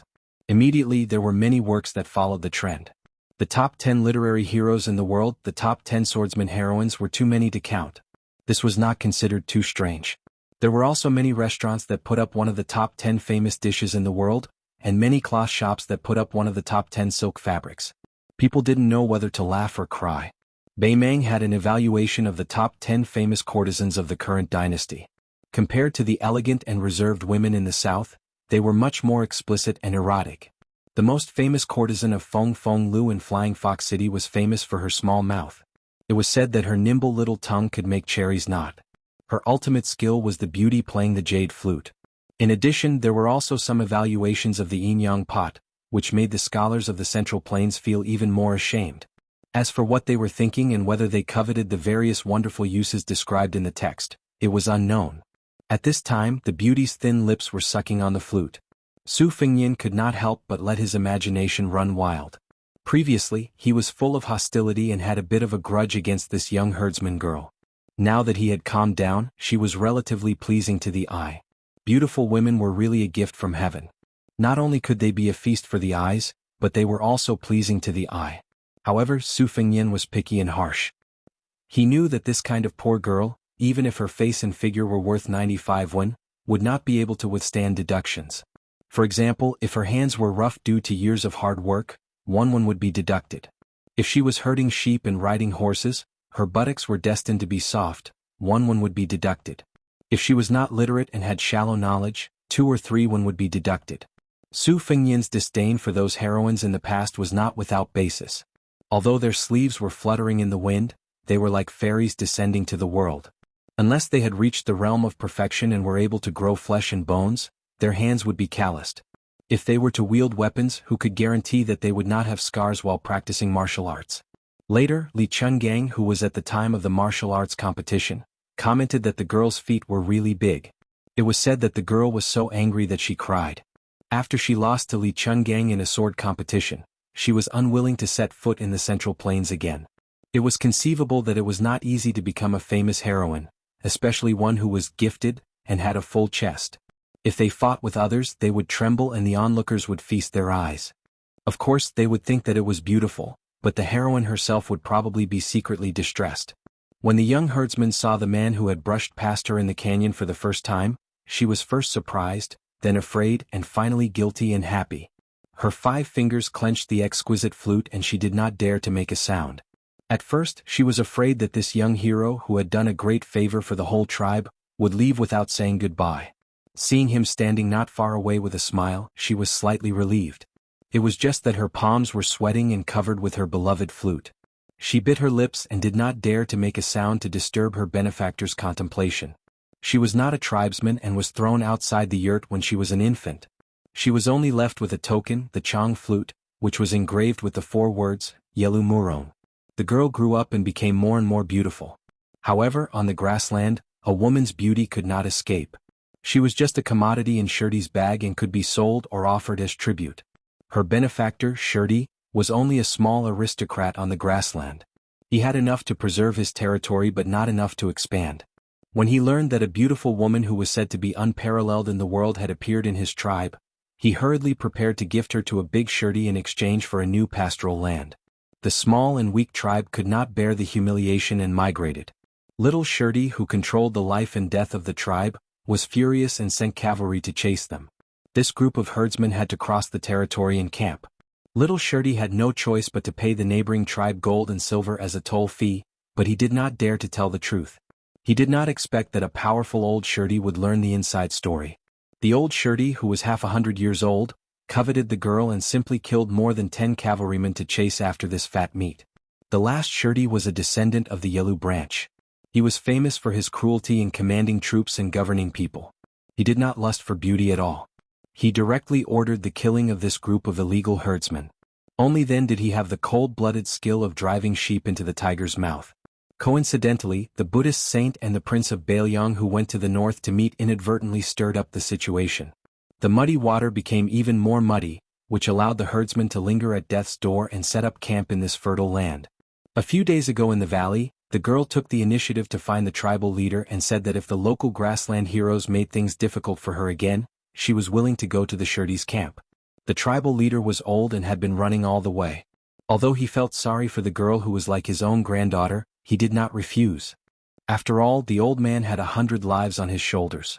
If he persisted, not only would he be hunted down as a plaything by the big and small Shirdi, the young herdsmen in the tribe would almost rebel. The herdsmen were poor and could not do the pretentious good deed of leaving food for the rats. She had the kind temperament of sweeping the ground for fear of hurting ants as usual. Although she was lonely and had no one to rely on, she could make the tribe protect her at all costs. Half of it was because of her beauty, and the other half was because they pitied her hard life. It was not a good thing for a woman to be beautiful on the grassland. Su Fengyin was not afraid to judge others with the most malicious intentions. Even if you were the abbot of the two Zen temples, Su Fengyin had been repeatedly weighing and guessing these days. Where was this good karma? Especially in the valley, the lion's roar of Buddhism came late and hundreds of bison died in his hands. Wasn't it indirectly killed by the old monk who claimed to have made a big mistake? Wasn't it just like the apricot-eyed Beimang Taoist who said that monks could not achieve equality for all living things? How should this account be settled? To put it bluntly, it was nothing more than haggling over every ounce with the heavens. Everything had its gains and losses. The old monk was already in the realm of Buddha, yet Su Fengyin was using a stupid method to think about the bigger picture. One day he would inherit the title of Prince of Northern Liang. Did this have anything to do with Northern Mang's destruction of Buddhism and the end of the world? The two Zen temples' original intention was to let the little monks of the north and south go to Jinding to debate with Taoism. However, it was dispelled because of the little girl's dream. According to the information gathered by the spies of Bailiang, in that dream, countless armored horses came to Bailiang. Su Fengyin was not only curious about the little monk who erected a monument and became a Buddha, he was more concerned about where the armored horses came from. The aftertaste of this dream was too long. Even Li Yishan, who never believed in ghosts and gods, racked his brains and buried himself in the ancient books of Buddhism and Taoism. In the end he used the Book of Changes to interpret the dream, but the result was still very little.